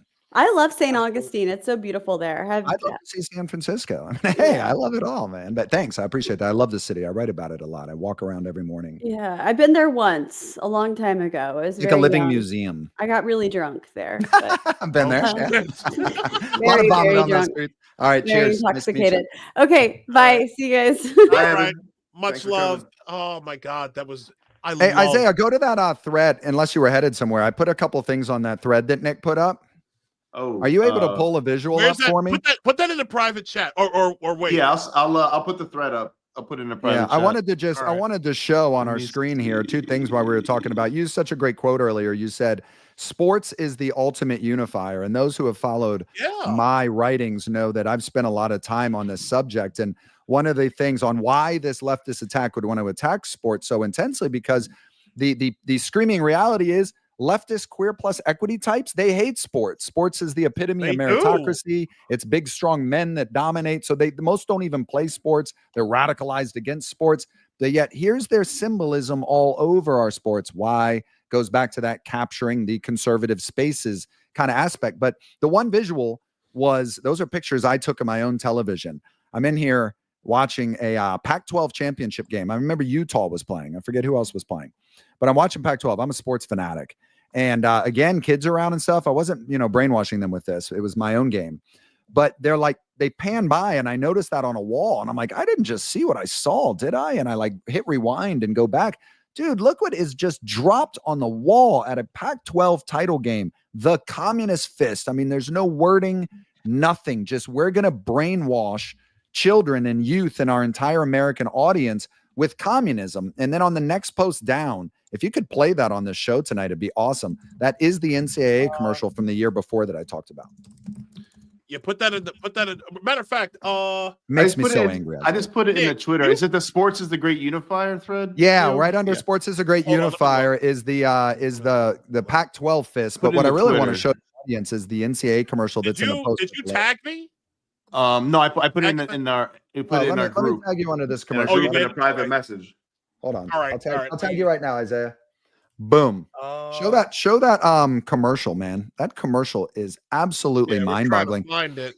And what's really amazing, look at your notifications. I just tagged you. What's really wild about that commercial, if you watch it, is, I mean, I've watched it a million times, but I recorded that myself off my own television.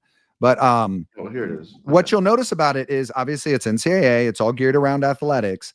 But what's so fascinating is notice the clips that come in about the social justice activism. They're in black and white. Everything else in the commercial in the clip is color. It is just hardcore brainwashing. I mean, like something you'd see in an Orwell film. It's horrifying. That is the NCAA, bro. Gives me it makes it's what the fuck is this? Look at that. I remember the Pac-12 title game, dude. The fuck? Why? Is that like a Marxist symbol? It's the communist power fist. I mean, simply. Now, of course, some people argue, justify. It's crazy. Throw that NCAA on the next post down. Throw that NCAA commercial up.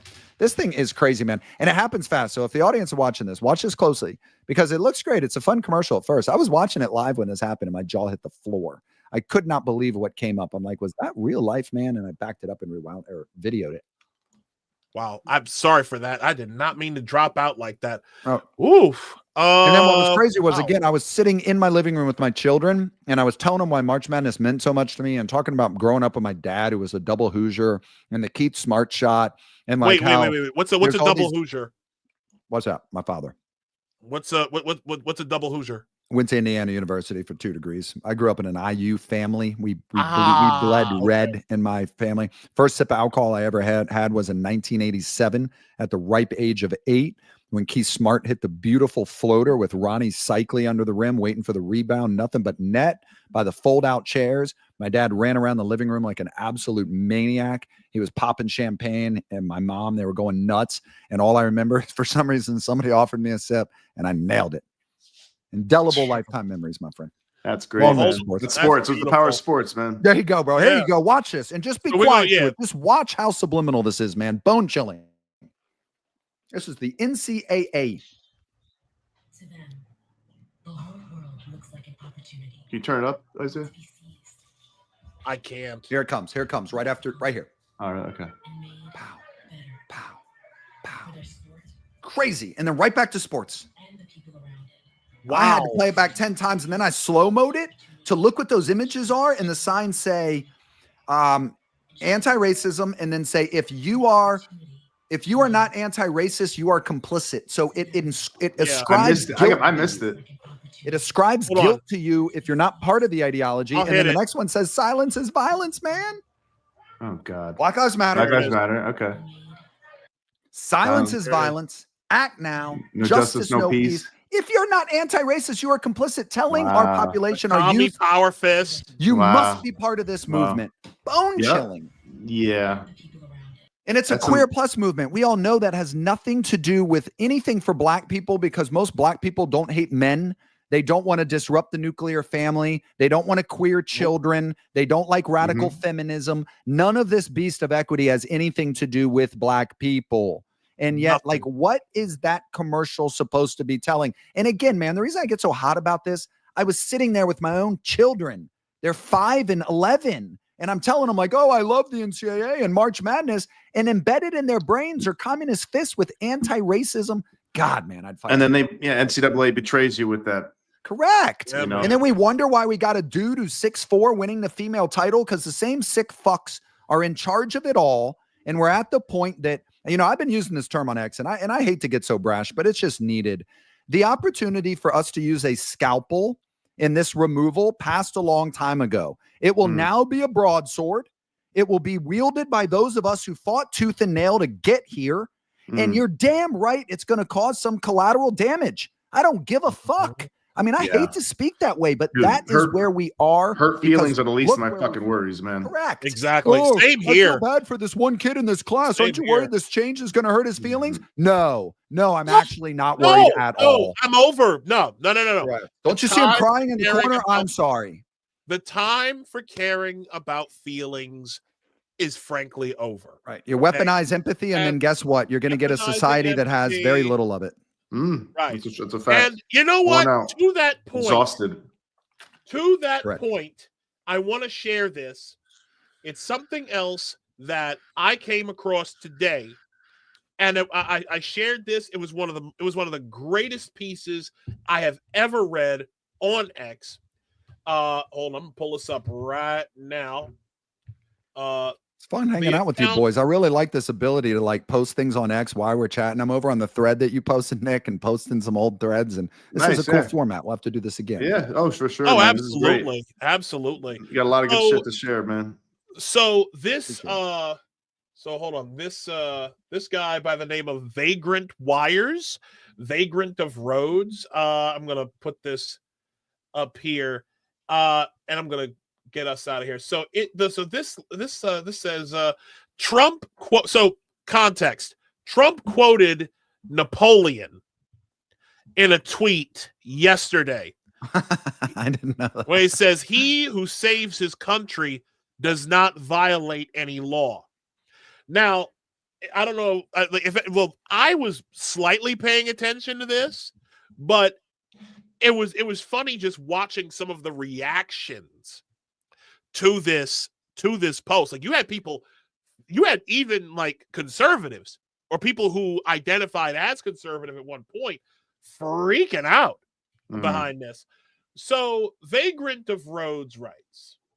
Matter of fact, let me just do. It is a concerning, and I like intellectual honesty no matter what tribe's in power. And I will say, I don't know the context here. It's the first time I've even heard that quote. That's why I laughed. Unless I'm missing context, it's a concerning echo because no, you can't violate the law to save country. Now, of course, we're in a hyper contextual moment, but I can understand why that caused some uproar, man. That's the exact fascist authoritarian energy that they've been branded around for the last decade. Man. But see, this is a perfect breakdown of why he did it. Okay, of why Trump posted that. Vagrant of Rhodes writes, Trump quoting Napoleon is a great political Rorschach test. Leftists are legitimately incapable of higher thought and complex spiritual emotions or passions of the blood.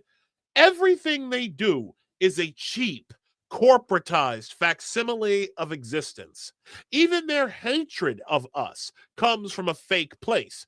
We just make them uncomfortable, and they want us to go away, like children plugging their ears and throwing a tantrum. Their bloodlust against us is not that of the warrior, but that of the coward. They don't know what true greatness is, and they cannot feel it or understand it. As a result, they fear all manner of greatness and work tirelessly to suppress it in the general population, including themselves, as it represents a threat to their geriatric gynocratic system. They can't relate to the swell of emotion that a man feels when imagining himself in a cavalry charge to the death. Can't appreciate the soulful last stand of a lost cause. They cannot understand the fire in the blood of man, which is ignited by the love of God, king, and country. They have no respect for people other than themselves. That touched a little bit to what I said about communism being the religion of the self. And seek to make the world entirely like them by flattening human existence via tightly controlling, oppressively bureaucratic systems. They can't understand the romantic side of our nature, which is as close to God as we can be, because it hopes an understanding that we are clay in the hands of our Creator. They see themselves as cosmic accidents and resent the emotions that come with existence in this plane. Trump quoting Napoleon scares them because it proves their system of suppression not only failed, but that it will be brought down by the very thing they hate and fear the most in this world, true human greatness, which is bestowed to men by God.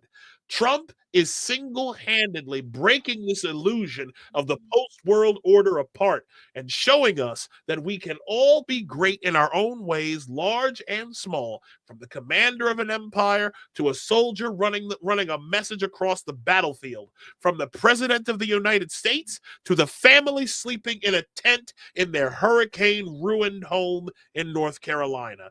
Greatness is an essential part of the human spirit, and it will no longer be denied. You got to read this whole thing. Yeah, we should add that too. That's a nice rant. Yeah, it is. I'm telling you, I was like, dude, stop what you're doing. Stop what you're doing and read this. That's an amazing piece. I want to say something real quick to that, Jose, real quick. I think the one thing that's been bothering me about, like, especially this attack on masculinity, wokeness in general, a lot of the Me Too movement kind of stuff, like, you know, some of it's legit, some of it isn't, like, it's a little too far. It seems to all be, you know, a way to scare people from being great. Like, because like most men have had mistakes in their past life. They said something, they did something wrong, said something wrong. Maybe they're awkward in dating. Maybe they're a little too forward when they're in their teens or 20s, and you know, maybe they got too drunk one night and then they learned from it. So I think most men have done, like, you know, little things that could be, you know, that could be considered like, oh my God, he was too much. or whether it's that or something else. Maybe he made a racial joke once and tweeted it. You know, maybe he made a homophobic joke once and tweeted it, something like that, right? Or he bullied somebody when he was 10 or 12. So you can go back in most men's lives and like look back and see that, and it's like all of this seems to be a way of being like, no, man, like, you know, we know, you know, if you pop your head out and try to do something great, we're gonna find out what you did in the past. Absolutely. No matter what it is, and you better just stay the fuck down and duck and don't even think about doing anything great. Don't think about sticking your head out. Don't think about coming out and disagreeing with us openly. Don't even think about it, because Nick, we're gonna how find about that, we're don't gonna find even that act tweet. masculine? We called it toxic. I mean, you're so right, dude. Everything. And again, that's part of that flattening. It's a common thread through this stuff. That's part Yes, of that it is. flattening. They flattened manhood. They flattened our ability to simply be men. Think about it. The way that and our society needs men to be successful and to fight against other countries who might be trying to come for the crown, man, come for our throats. Hold on, I get to use a timeout. Because I was going to read a passage. Oh no, yeah, I'm not going in. Go ahead. No, I didn't mean it that way. I meant I want to interject this passage into what you just said, because the prompt you just gave there, Nick, was so perfect for this passage. I wanted to read you guys. You said we need men to be men for a society to function properly, right? Absolutely. With that in mind, and women need that too. Yes. With that in mind, let me read this to you. Our children need it. During this moment is when I first slowed down a bit. It's also when I was having these thoughts I'm sharing about lions. There was one man in particular who stood out to me as we were gathered around the deacon. I guess I had kind of sized up who all I'm with. He was a huge man, burly. He looked like a former biker.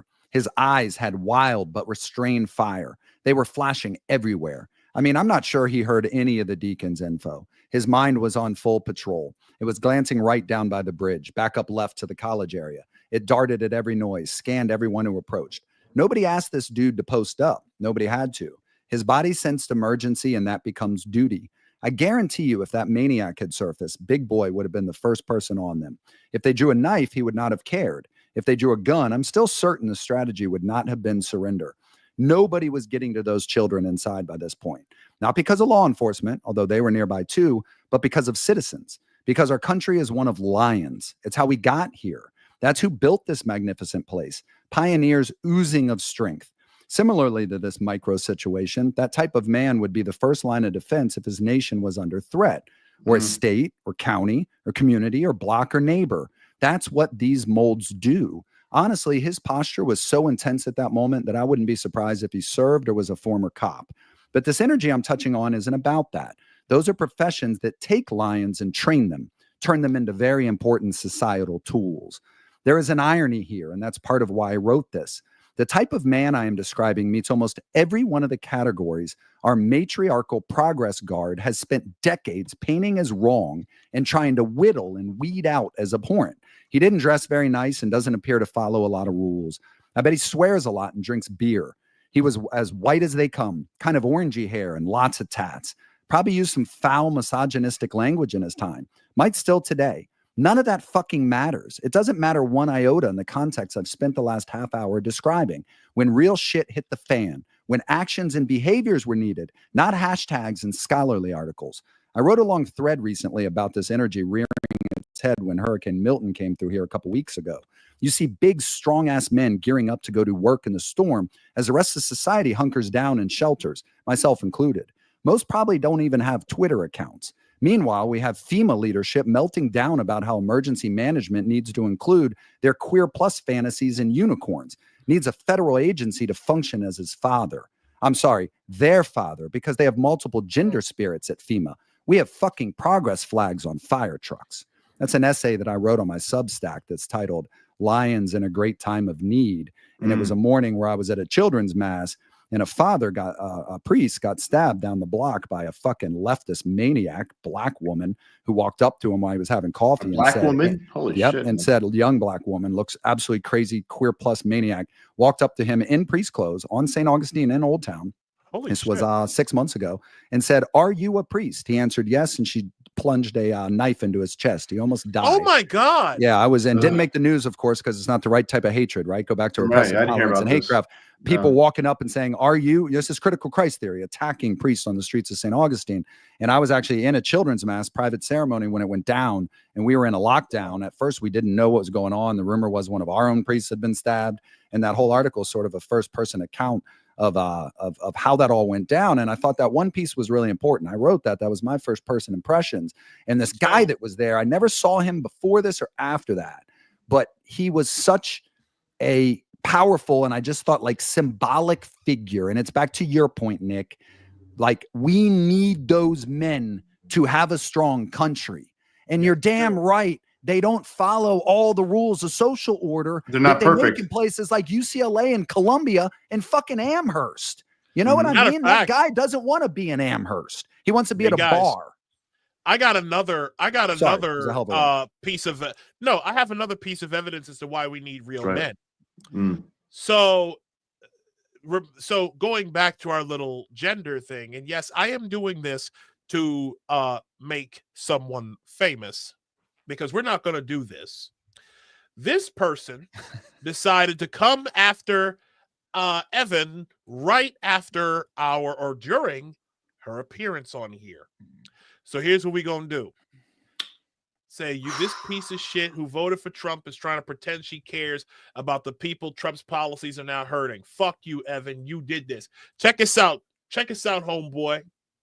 And it says Langley, Virginia. So I'm guessing you might be a glowy. I don't know. But back off. We're not doing this anymore. Yeah, that shit is so funny because We're not doing this shit anymore. Okay? keyboard warriors. We're not. You fucking keyboard warriors better leave these women alone. All you're doing is proving exactly why they are leaving the Democratic Party in droves. That is why we are leaving you freaks in the dust. Cowards, man. And you're fucking cowards. Fucking cowards. You're calling a woman a piece of shit online because she just disagrees with you, and she switched from the Democrat Party. None What of a these fucking coward. people Shut your would mouth. dare. You wouldn't dare step to a real man like that. Smack upside the head. You man. wouldn't dare step to anybody like that. That's a How huge part of our fucking dare moment. you? Yeah, that's a huge part of our Tired moment. of this. What a fucking Keyboard worm. warriors. These assholes. That's what these people have done. Right. They will go after women. They go after women almost exclusively, and then as soon as a real man shows up, what do? They either call the cops, or they try to create a scene. Try to cancel you or something. They try to cancel you. They Record take your you. job. They try to make you. Yeah, they tried all of that stuff. Right. And how? And again, and I did that for a reason. I did that for a reason. And that reason is this: real men need to step up and stop fucking around with these people. Right. Stop fucking around with them. Yeah. It's enough already. It's new where day. it's where we've landed by allowing that repressive tolerance and that hate craft to capture and consume so much. Yeah, I hate to keep dropping my own pieces here. I don't mean it that way, but I just write about these topics a lot. One of the other recent essays I wrote recently on Substack, I'm going to start a whole series on it, but part Sorry one. for yelling, by the way. No, I love it. I love your fire, man. Was Good, called man, the get that out. anti-bullying. Get that energy out. Yeah, Anti-bullying. absolutely. It's called the anti-bullying campaign. And I think one of the most important things for us to focus in on when you look at these dismantling attacks, these inversion, this cultural revolution, if you will, when Nick, when you phrased very well earlier about us needing these roles, these men, this masculinity, this lion breed, right? Like I referred to in my piece in Society. If you think about what the entire notion of anti-bullying ultimately did, I don't give a shit what it was sold as, because it's the same safety thrust as always. We must queer the world, otherwise this won't be safe. Whatever. Set this nonsense pretextual crap aside. And if you actually look at what anti-bullying meant the erasure, the castration of the lions. Because guess what? The lion breeds, and you see them all the way down in grade school. They roar, man. And yes, they regulate social behaviors in locker rooms. And that essay is themed around a fact pattern in, of course, Denver, Colorado, super progress, where some trans girl, which is just some dude, and I'm sure it's a fringe type, queer plus set, right? So it's going to be your outcast who wasn't able to have power any other way in that school. He's being allowed to change in the girls' locker room. And it went further to say that he kept lotion in there and was putting lotion on his junk, saying he needed it for chafing or some shit. And what I wrote about on this article, because in all honesty, Isaiah, that story got me as angry as you just got a moment ago talking about it. I get legitimately hot about this stuff. I have a daughter, by the way. So I sort of picture my daughter in that locker room and think, oh my God, I'd go beat the shit out of that kid. And what this essay was about is that the anti-bullying campaign, which was driven from the top down, side note, by Frankenfems, uniformly and only smash the patriarchy Frankenfems, was all about, oh, we got to make the school safe, right? Nobody likes bullying, just like nobody likes racism or not ending hate and saving the earth. So it's like, well, of course we don't want bullying in our schools, but what did that really end up being? And I talk in that essay about how the dudes I knew in high school, and I'm not trying to sell myself as tough. I say that point blank in that essay. I'm a skinny dude. I'm 165 soaking wet. The dudes that I rolled with would have solved that problem in the locker room. And not just my boys, but the gangster dudes from a Latino, we had like Latin Kings and shit. Those dudes would have solved the problem. The jocks, they would have solved that problem. Like any one of the social groups I know, their dudes, their lions would have solved that problem. If word got out that a dude was masturbating in front of chicks in the locker room, dudes would have whooped his ass in that locker room. Exactly. And anti-bullying got it to a point where the administration is on the side of that warped fringe queer plus boy saying, no, it's really a girl. You need to all do it. He's going to get harmed. And then those boys are being castrated throughout the whole school so that they can't speak up. That was what the anti-bullying campaign did. And when you trace back its roots and realize it's the same roots as Kevin Jennings and Gilson, Glsen, Obama's beloved child through the schools, when you trace all this shit back, man, you realize it's the same power brokers doing the same shit, right? Anti-bullying is something we really need to focus in on. We do. And I want bullies. Well, again, and also what needs to stop is, and I'll tell you who actually had a very good rant about it, was Steven Crowder. Steven Crowder said that the equivocating of there are different forms of force, like violence, right? There's some things that when it comes to stopping people from harming someone, is like that's normal, it's acceptable, okay? And that unfortunately has not happened.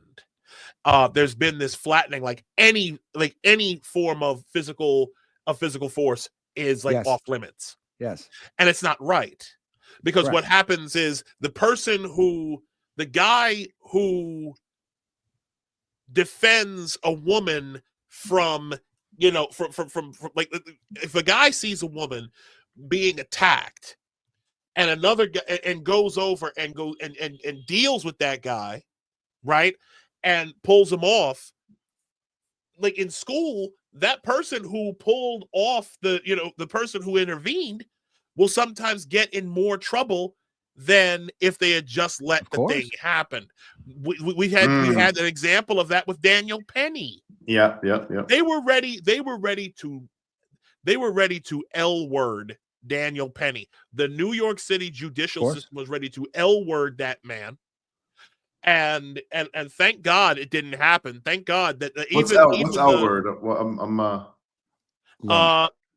Yes. Lynch. Yeah. Hey, I mean, to add on to I don't know if you can say that on YouTube. That's true. I forget about censorship. Oh, my bad. I didn't realize that. One of my a guy in my scout pack, I got my son involved in scouts because he just doesn't do enough and it's good for him.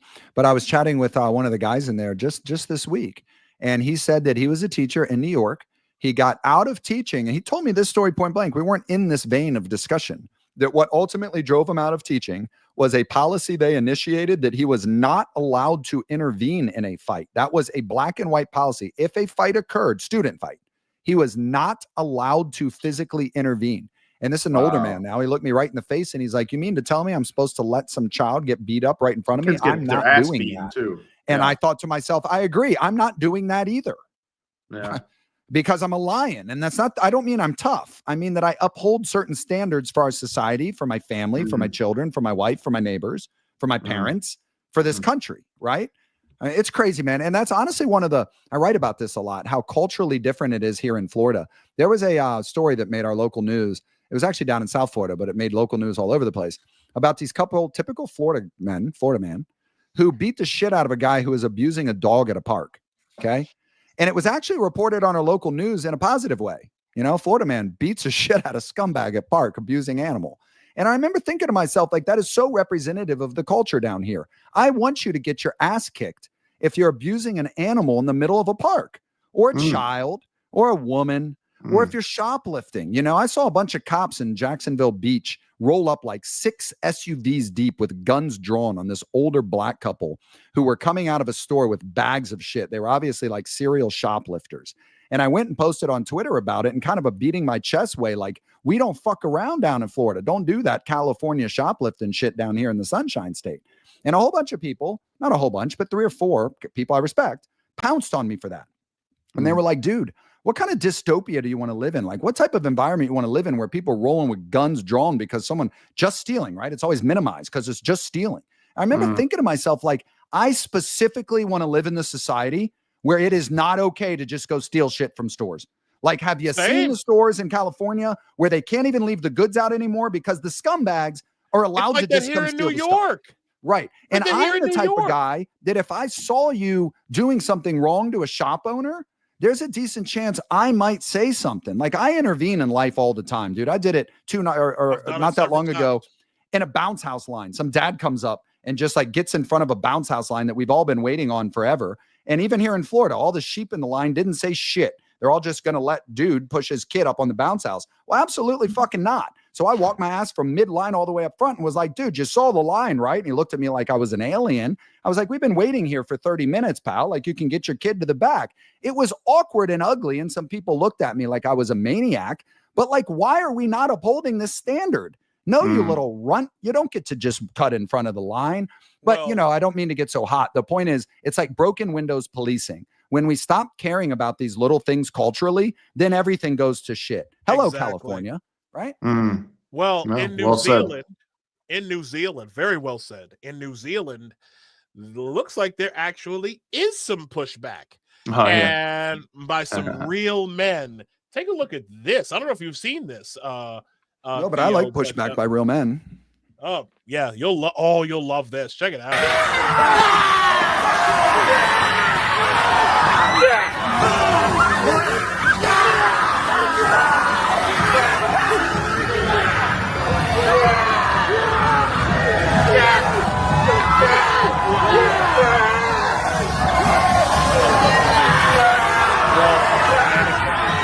Like, what do we do? What do we do?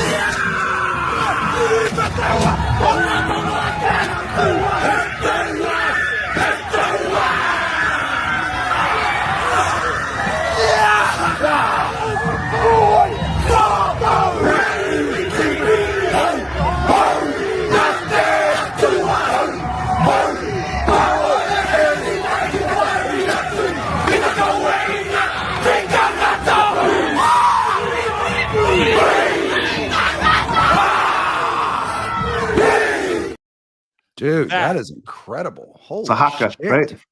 Yeah. The whole haka, yeah. Dude, I never thought about that as I mean, I hate to like have to stoop to the level, but I've never thought of the idea of just a straight up masculine, symbolic, physical response. That's a battle. Weird shit.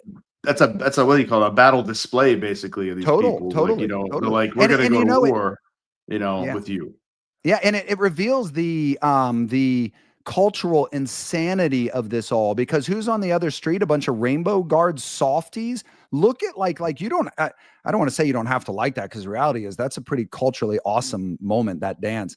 But if you I would just learn look, how to do that myself, and I'm a nice, fat I would old love to guy see you. from No Baltimore. shirt on when you Fuck do outta it for here, me, bro. Isaiah. But I want to see you haka at some point in my life. Absolutely, be a life checker. But just think about the display of warrior energy that's being presented there, and I guarantee you, the on the other side of that chessboard at the Pride group, there is hardly an ounce of masculinity. On that other side, you could almost feel it coming through the screen. That's a powerful symbolic dichotomy there, dude. I like that a lot. And the funny thing about it too, I put on X, I was like, this is one of those woke conundrums, right? Where it's like you got the brown indigenous people from, was it New Zealand, versus, and you got to let them speak, uplift brown voices, right? Indigenous All voices, white Rainbow Guard versus the gender cult, right?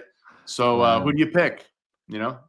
Wow. Who's the woke pick here? That's shocking. That was a really good clip, man. That was powerful. They had shirts I've on got too another. that said like man up moment or something. Like they're obviously doing that in response to Pride events. I think that's really cool. They're selling the essence of manhood in that culture. If you are a lion breed in that culture, you do the haka, man. And here's another one from the same people. Check it out.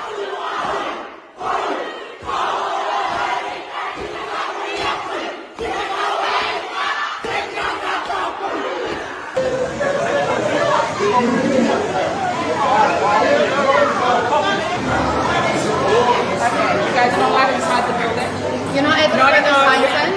You're welcome to come in if you pick the back up down. Thank you. Welcome. Thank you, Prodigy. Sorry. You're not being private event. It's a private event. No, it doesn't say it's a private event. They're not welcome to come in. You have tickets. You're not welcome to go in. Look at that big bastard. No, you're not. It's a private event.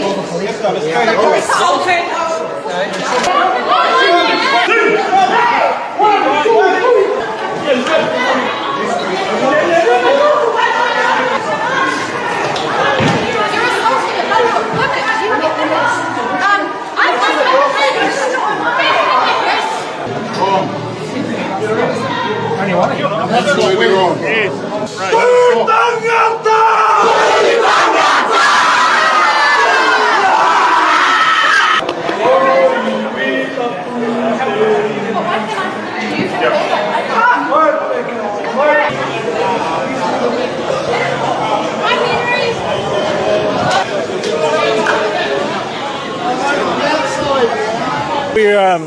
We always came here on a peaceful protest. We came out to share what we believe society needs, which is the removal of craziness, the craziness of multiple genders.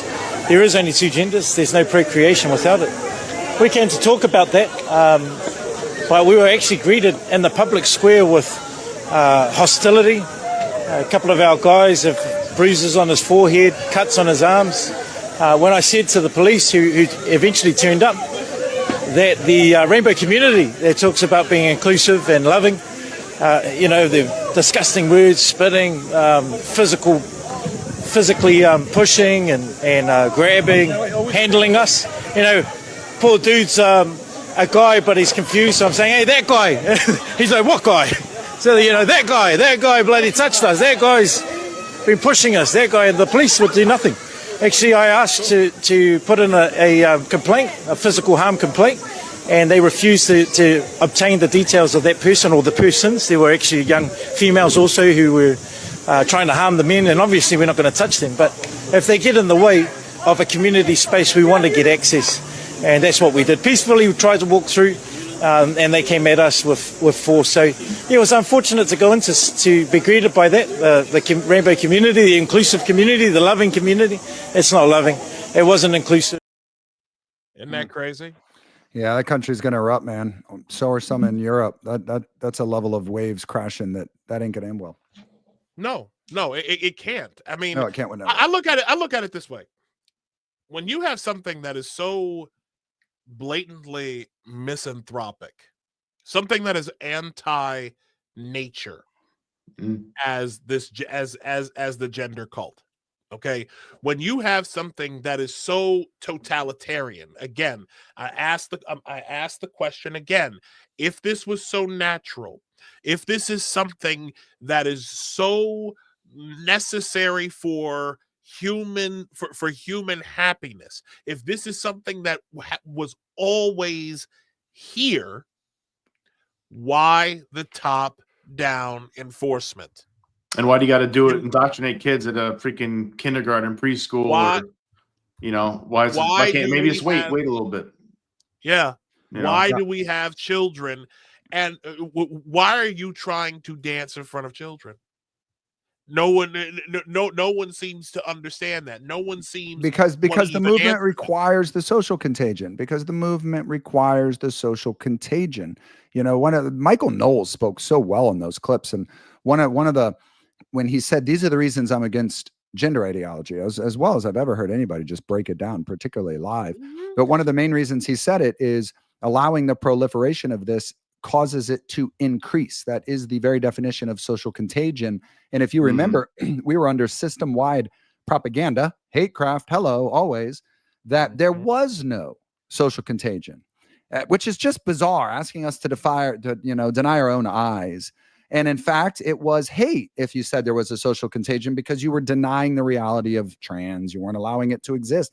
When you analyze this shit over and over, like I know all three of us do, I know I'm preaching to the choir here. It all becomes so simplistic, at least to me. Like I lay these tools on the table, and my God, man, it is all so elementary. And that aspect of it really frustrates me, because the amount of land it was able to take in our country, pretty much the whole damn thing, is shocking, because none of these tools on this table are impressive. I laugh at them. I swat them.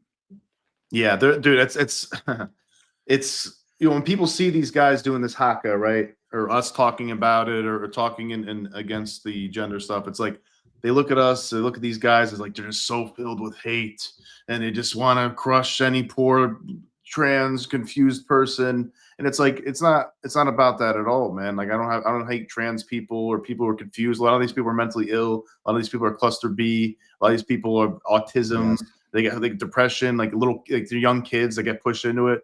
And if they're a grown person, they're an adult, and they feel that this is the best choice, and they really want to do it, it's a free country, man. Like I don't hate you at all.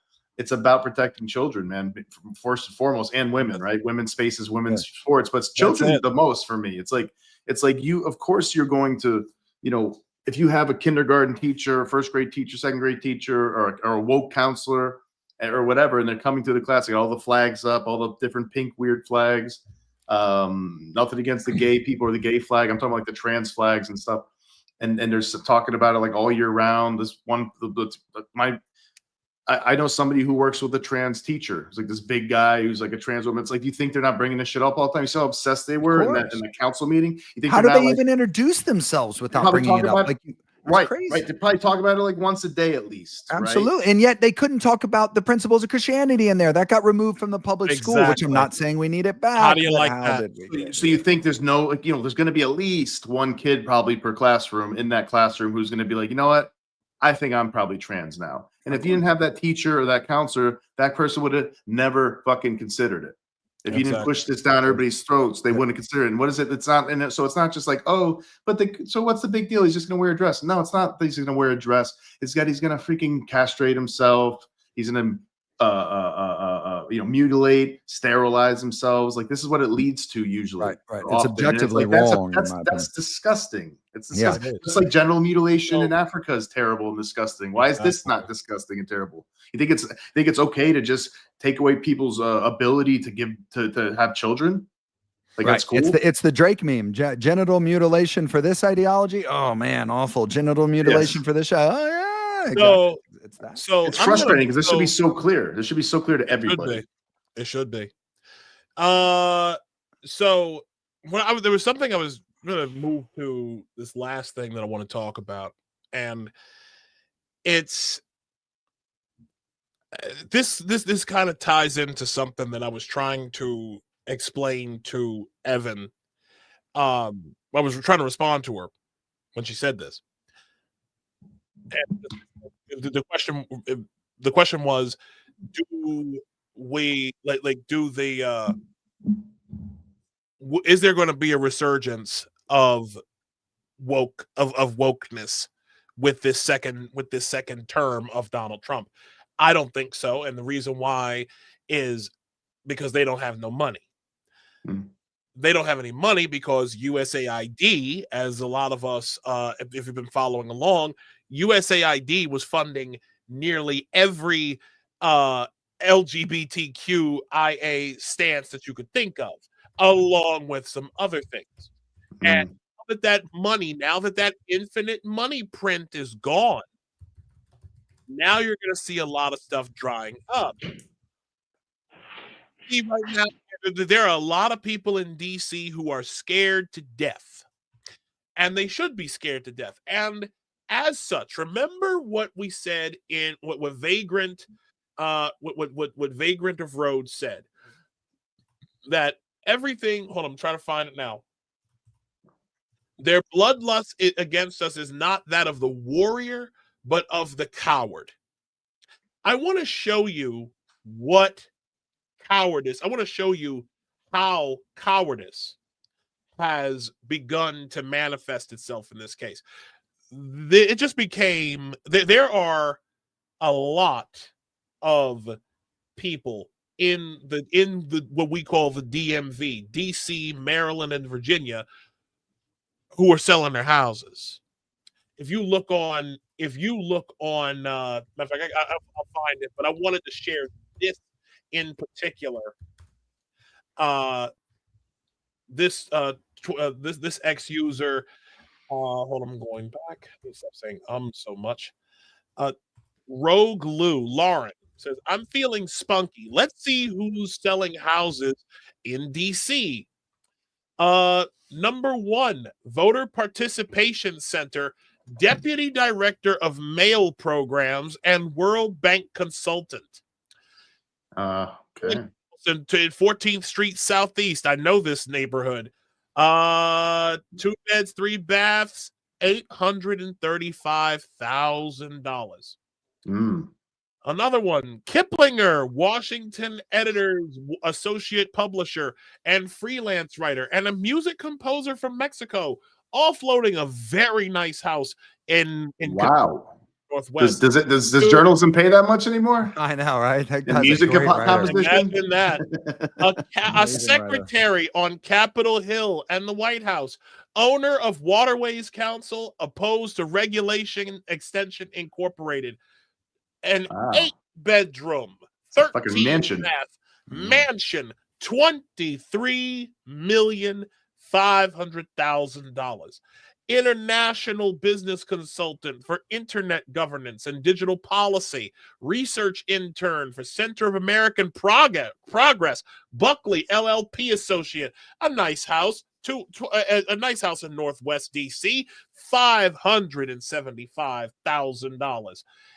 The list goes on and on. Okay, the list goes on and on. It is. It's a bad time right now.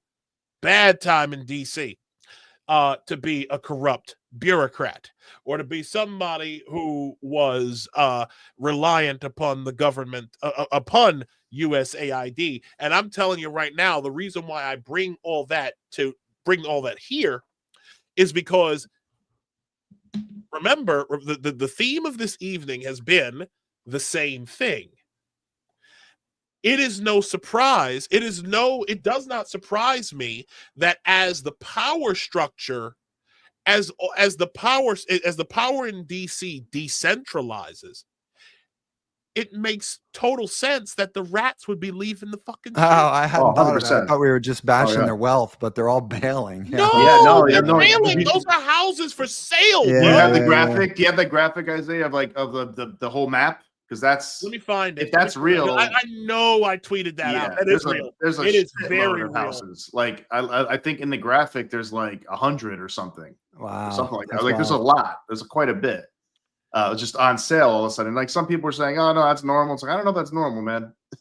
Pretty sure that's not normal. I'm trying to find it right now because I know. I've been on Zillow before recently, and I see like just 100 freaking houses for sale in like a little section. But yeah, it's clearly, I mean, the grift is over. The future's looking dim for these people, and they better figure out a new way to market themselves, because they're not going to be able to live like parasites off of our tax dollars. Yeah, it's going to be interesting at least to see for the how next this 4 years. It's going to be interesting to see how this all plays out, because obviously the USAID hit was huge and what that revealed, but it's only like a tiny thrust and a much greater thing. But the level of circling wagons around that to even prevent us from seeing under this hood is truly shocking.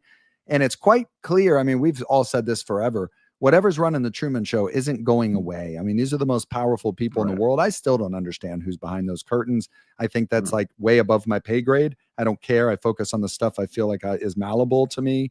But it's like, I don't know, man. I agree with you, by the way, Nick. I do feel like we're in the cusp of significant change. I spoke with a man in Croatia last week, and they're going through the exact same shit that we are. And they're watching America very closely. And in fact, our rapid changes here are having big change over there, because for the first time, they're able to see that progress, they're under the same progress propaganda, isn't just inherently true and everything else disinformation and end of democracy and all that shit, right? He used the term revolution. He said, what is happening in America is a form of revolution by the people that you do not see very often. And I agree with him. So I think we're on the cusp of something truly revolutionary happening, but I'm not 100% sure we win yet, Nick. I know that sounds crazy, but I feel like the level of resources on the other side are so gargantuan that I don't know, dude. I don't know. I agree. No, they're always going to be a threat. I think they're going to look. First of all, you have, like you said, you have a lot of wealth there, and I do think there's a possibility, like, I don't know if it's WEF type people or whatever, who maybe, like, I like to think about, like, who is pulling the strings in the background, and it makes me think it's probably the very wealthy, very powerful, who think that they can collectivize everybody, own all of the property, own all the resources, just get themselves much more wealthier, much more powerful. And maybe they think that they're going to help out people by doing that, but really, what do you do when you're that rich and powerful, and that's like your whole life is just accumulating more wealth, more power? You probably just want to make sure you structure yourself to be like the top most, closer to the most powerful person, or top 5. If you're top 20, I want to be top 15. I want to be top 10. That seems like it's human nature especially for people like this. So yeah, I don't think they're done yet. I think they do a lot of this stuff, like to divide us, really, and get us fighting over each other, like this crazy gender shit. They own the media, so the media puts out these stories and runs with it. They own the universities, or they fund the universities, and they're indoctrinating. It's all about, like, getting us to fight each other, because if we all were focused on, like, oh, who is this person who's doing this? Like, that person, I don't know, like, that person might be strung up in the town square. Right. Very well said. So one of the biggest, but yeah, but just real quick to put a bow on it. I don't think we can't be sitting here thinking we won, because these guys are going to come back, and not just them, but all the foot soldiers. Like, this is serious. This is like their religion. Like trans stuff. It's like it's their cult. The race people, the people who are just like the anti-racists and stuff. That's their religion. That's their grift. They're not going to give it up so easily. Well, I don't know about that, because the grift. This is where all the grift was coming from. Wow. Still got the universities though, Isaiah, and like in the California, New York, Chicago. Wow, look at those high-end arms all going. That is mind-blowing, man. Look at all this. Yeah, right. I told you, it's a lot, man. They're all mills too. Wow. Lobbyists. And this is the wider DC metro area. Yeah. Okay. Time to get the F out of Dodge, huh? New sheriff. This is what I was saying. This is what I was trying to explain. This is what I was trying to say to Evan earlier, was that they're jumping ship.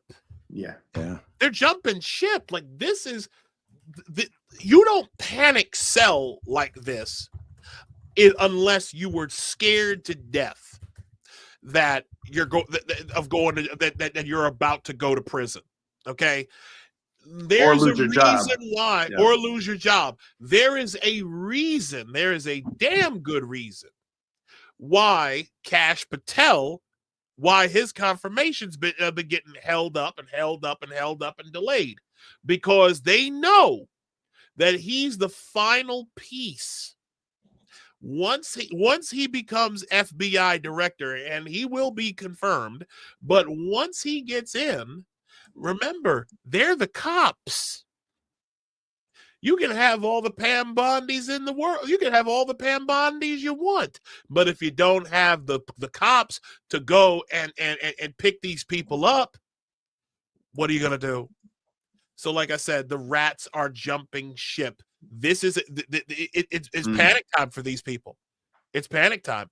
And like I said, as it should be, because these people have been living fucking fat off of our. Please understand, ladies and gentlemen, your tax money paid for those houses. Mm-hmm.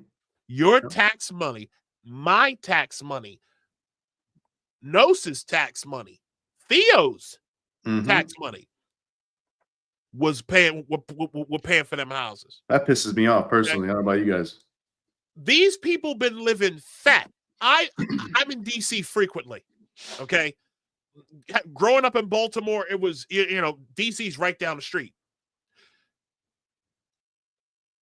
DC been on a rise for a very, very long time. And in some places, it's more expensive to live in DC than it is up here in New York City. Can you imagine that? Isn't that area like around the capital? Isn't that like the wealthiest like area? I think. Yeah, I grew up in metro area. I thought I heard that recently. Virginia. I might be wrong, but I thought I heard that recently. Like it's like the most accumulation of wealth is in that area, like compared to any other area. That doesn't surprise me. Because if you think about the whole metro area, you got the whole Maryland side, you got the Virginia sides. Yeah, I mean, there's a lot of lobbyists that make a lot of money. Montgomery County. Well, understand Montgomery County and the whole DC suburbs, right? Like in Montgomery County alone, there's the area of Rockville, Chevy Chase, Germantown, like all those areas, right? And then you have, and then you like Chevy Chase puts you right down, like right at Northwest DC. So you're in Georgetown at that point, right? So then in Prince George's County, which is the richest county of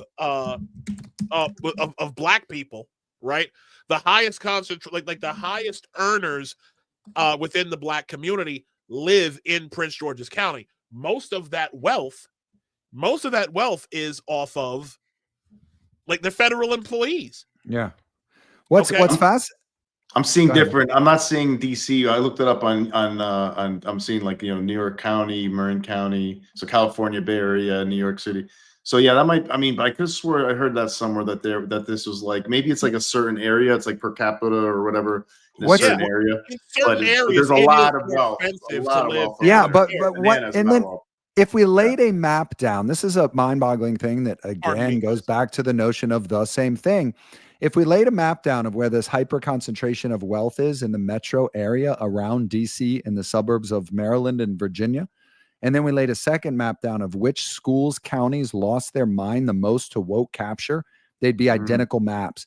It's Fairfax, Loudoun, Montgomery. You just said another one, Isaiah, on the Maryland side. Those are literally the counties that went the craziest with woke queer plus capture and all that shit, because there's a direct connection between this progress money, and not just progress money, but money in general, man. If you go into these hyper concentration of wealth areas, what do you see? You see a deterioration and a detachment from our core values, from the things that root down most of our families. Everybody starts chasing the materialism, the progress dreams. Dude, you go into our cities around Christmas, like New York City, you don't see God anymore at Christmas. It's not Christmas, it's Christless. I wrote a whole essay about that. Like it's about Macy's windows and shit. The Church of Latter-day Saints 2 years ago paid for a all the way around in Times Square video presentation of the actual story of Christmas, the birth of Jesus, to be played. And the smiling faces and the energy on the streets of Manhattan was so beautiful. I thought it was really cool what they pulled off. And a year later, it inspired that essay I wrote called What is Christmas? And I don't know, man, it's shocking the lack of moorings in our metropolitan areas as opposed to the tradition and the cultures in our rural areas. And we have to start asking ourselves why that is. I was driving out in the deep land around here in St. Augustine, out in horse country. And this is wealth, man. This is not rural poverty. These are estates, manors. and they're Trump flags everywhere, right? So it's not just a matter of wealth. What is it? There's an important story here, and we're just not talking about it in America. Well, I appreciate you guys have been fantastic to hang out with tonight. This has been a great show. This has been a great show. Yeah, it was fun. You got anything that you're working on at present, Theo? Yeah, I appreciate you giving me a second to plug myself. So I never answered the question on how I got started on this. And in all honesty, as cheesy as this is going to sound, during the craziness of 2020, when I saw that gap between reality and Truman Show, I saw a dad show up at a protest and he was holding a sign. This was a lockdown protest against COVID measures. And he had a sign handwritten in ink. It looked terrible. And it said, I had to be able to tell my kids I did something.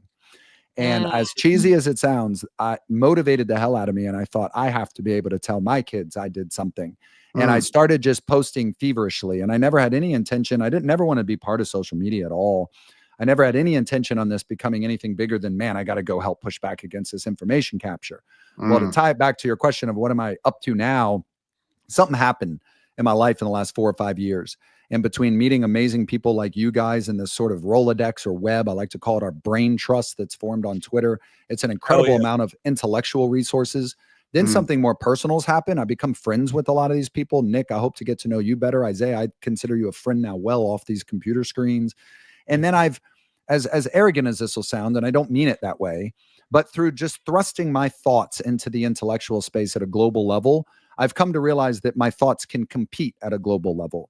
And that's a very empowering feeling that kind of hit at a sense of midlife crisis for me, not in a negative way, just sort of a sense of wanting to do more. So the point of that whole ramble is I've been stretched too thin. I feel driven with a sense of purpose and drive like I've never had before in my life, not even close in this work that I do as Theo. My real name is not Theo. I still write in a pen name because I'm worried about the impact of this all on my real work, which is running my own law firm as a lawyer. And I don't have the sense of purpose and passion over there that I do in this anymore. I wake up in the morning and I spend my first 2 or 3 hours of every day walking the streets of St. Augustine, tweeting, writing essays, living as this. And then I go back to the world that pays my bills. And I'm doing too much on both sides, and both sides are losing. So around last year, I realized it's the wrong way to say it. I can't achieve what I'm capable of in either side if I've got a foot in both pools. So around midpoint of last year, I decided that it was a shit or get off the pot moment for me. I either need to figure out a way to do this full time because I think I've found my calling in life, or I probably need to shut this shit down, chalk it up as an amazing run. I helped push it back. I literally feel like I did something back to that sign. So it's like, I feel like I checked the box, stay friends with good people like you guys, and get back to my life before this all. I don't want to do that because I really feel like I'm being called almost, and I don't do gods and spirits. So it's weird to feel like I've got a destiny now. So the point of that all is I've been doing work on my Substack, theojordan.substack.com. As always, my mission is pushing back Truman Show capture. So I'm not going to wall off my writings, my work, but I'm creating a sidecar of audio projects like these called conversations, roundtable conversations, where I'm reaching out to this Rolodex, this brain trust, and having conversations like we are tonight. Some individual audio projects like Unscripted and Storytelling, which is just me on a mic. And then I just launched theojordan.net last month, where I'm hoping to finally have my own sandbox where I can present all these various thoughts and wares I've kind of created and get it all in one place where I can sort of bring my own audience and have a better way to present it. And the point of that all is if I can get a certain number of people joining the paywall, then I already have the plans in place. I'm going to move to my suite next door, do content full-time, law on the side. But I don't want to go sell this hardcore and just paywall off my stuff. It's too against my nature, too counter to my whole purpose of this all. So I'm kind of building this plan. I'm hoping to get to that number. If I do, I'm really excited about the content I could create doing this full time with the team. If I don't get there, it's not the end of the world. I refuse to whore myself out. So if you want to check out my stuff, go to theojordan.net, look around, look at the read section, the audio section. And if you want to help me reach my dreams, man, I'm looking for a certain number of paid subs, and I would love to be able to do this as my full-time job. So there's my pitch, Isaiah. Oh, you know what, my brother, I really appreciate you coming on here. Ladies and gentlemen, I appreciate all of you for joining us here. We have 5,000 80 people who have joined us. Wow. I've been wondering that the whole time. What was the number? That is insane. Thanks for all who came. This is actually the biggest show that we've had so far, and I greatly appreciate it. Theo, thank you so much for joining us. Nick, you got anything you working on, brother? Working with you, brother. So making the dream come true. Apostate Radio, keeping it going. Nice start. Yes. Great guests. Theo, definitely appreciate you, man, coming on. You know, you got a lot of great ideas, a lot of great ways of looking at the world and what's going on. So you've been an important voice. So I wish you all the success, and we're definitely gonna have you on again. And you know, if you want to have us on something, let us know. And awesome. But yeah, it's been a real pleasure talking to you, man. You gotta. I appreciate you putting your ideas out there and fighting this. Like I feel like I've been trying to do for years, and Isaiah's been doing, because it's important. Because like we can't seed ground to this, society destroying, youth destroying, America destroying, West destroying ideology. You can't. Yeah. And what's really cool is this pushback, this grassroots movement, which the three of us are part of. I don't mean big names or getting paid millions in this. It's also pure and organic. Like I've known some of you guys now for years. Like I remember the first time Isaiah and I hooked up on a microphone. It wasn't like talking to a stranger at some interview. It was like hanging out with my boy. It was like he showed up at the front door. And honestly, Nick, you and I don't even know each other super well through the digital space. We've kind of interacted off and on throughout the years, but same sense. I felt like I was hanging out with a guy that I've known a long time tonight. And I think that's a very important note for us to touch on. The reality is we do all know each other. Like I know you better than you could realize, Nick, because I've been playing with your intellectual ideas now for what, a half of a decade? And you've been playing with mine. So we're not meeting each other for the first time. Right. And I think when you cast that out in the aggregate at the population level, that is why this is happening in our country. That's why we overcame what I believe was election fraud and was propaganda against us, causing a artificial voting number. And yet we were able to swell that and overcome. So I love meeting guys like you. Nick, I had like two different things I wanted to ask you tonight. One in particular, just a good discussion point, but I didn't want to interrupt. So if you would be so kind, I'd love to have you on my own project Conversations, and maybe we could sit down for a couple hours. Yeah, that'd be great. Further in that brain. Yeah. Count me in, brother. Count me in. Absolutely. 100%. Absolutely. And just to piggyback what you just said real briefly, it's like, one of the reasons why we, many other people, many other big podcasts like Rogan, Trigonometry, you name it, those kind of like anti-woke podcasts, the Free Press with all their stuff.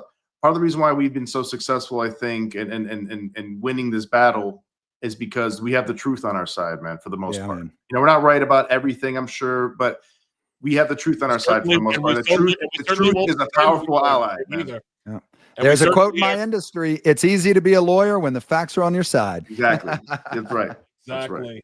And all right, gents. And the other thing too is like we don't pretend. We don't pretend we don't pretend to know everything. Yeah. If there's something that we don't know, we're going to go out and seek it, and that's a difference. That is a big difference here. And I hope that for everyone here, I hope that you can see that. I hope that you can that you could feel that and know where we're coming from. Yeah, so, that's one of the drastic differences between the sides. Is if you think about the whole disinformation complex, their whole notion has been we are the sole possessors of truth. They're the bad guys who lie to you. As much as I constantly push back on like, guys, don't believe their lies. Look at what I'm telling you. I always qualify my own stuff with don't inherently believe me. I'm not the truth keeper. You know what I mean? Just make sure you read this too. So I agree with you, Isaiah. That's a critical point. Thank you. All right. That is our show for tonight. Ladies and gentlemen, you want to support us, you want to support Apostate Radio, please buy us a coffee at buymeacoffee.com/Apostate Radio. I want to thank Theo Jordan for joining us tonight. My dude, Nostra Chavez. Okay, over here. Sorry, my camera. I want to thank you for. And thanks to Evan Barker too. And thank you to Evan Barker. I love you.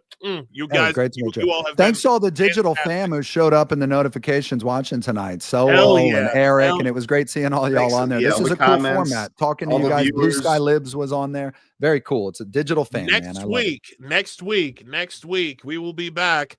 And we're going to, and next week we're going to do a big Black History Month themed show. We're going to have a lot of Black folk who have left the Democratic Party and are moving to bigger and better things politically and socially. So from all of us here at Apostate Radio, peace, and may God bless each and every one of you. Good night. Thanks, everybody. Al zurdo de mierda no le podés dar ni un milímetro. Pero ¿me podés definir zurdo de mierda? Que no Todos lo los que, digamos, los colectivistas, los que ponen, digamos, o sea, esa idea... A ver, ¿Por qué le pones de mierda, digamos? Porque son una mierda. O sea, vos mezclás... no, pero es que si pensás distinto te van a aniquilar. Ese es el punto. Es decir, vos al zurdo no le podés dar un milímetro, porque le das un milímetro y lo tomas para destrozarte. Es decir, digamos, o sea, vos no podés negociar con el zurdo. No se negocia.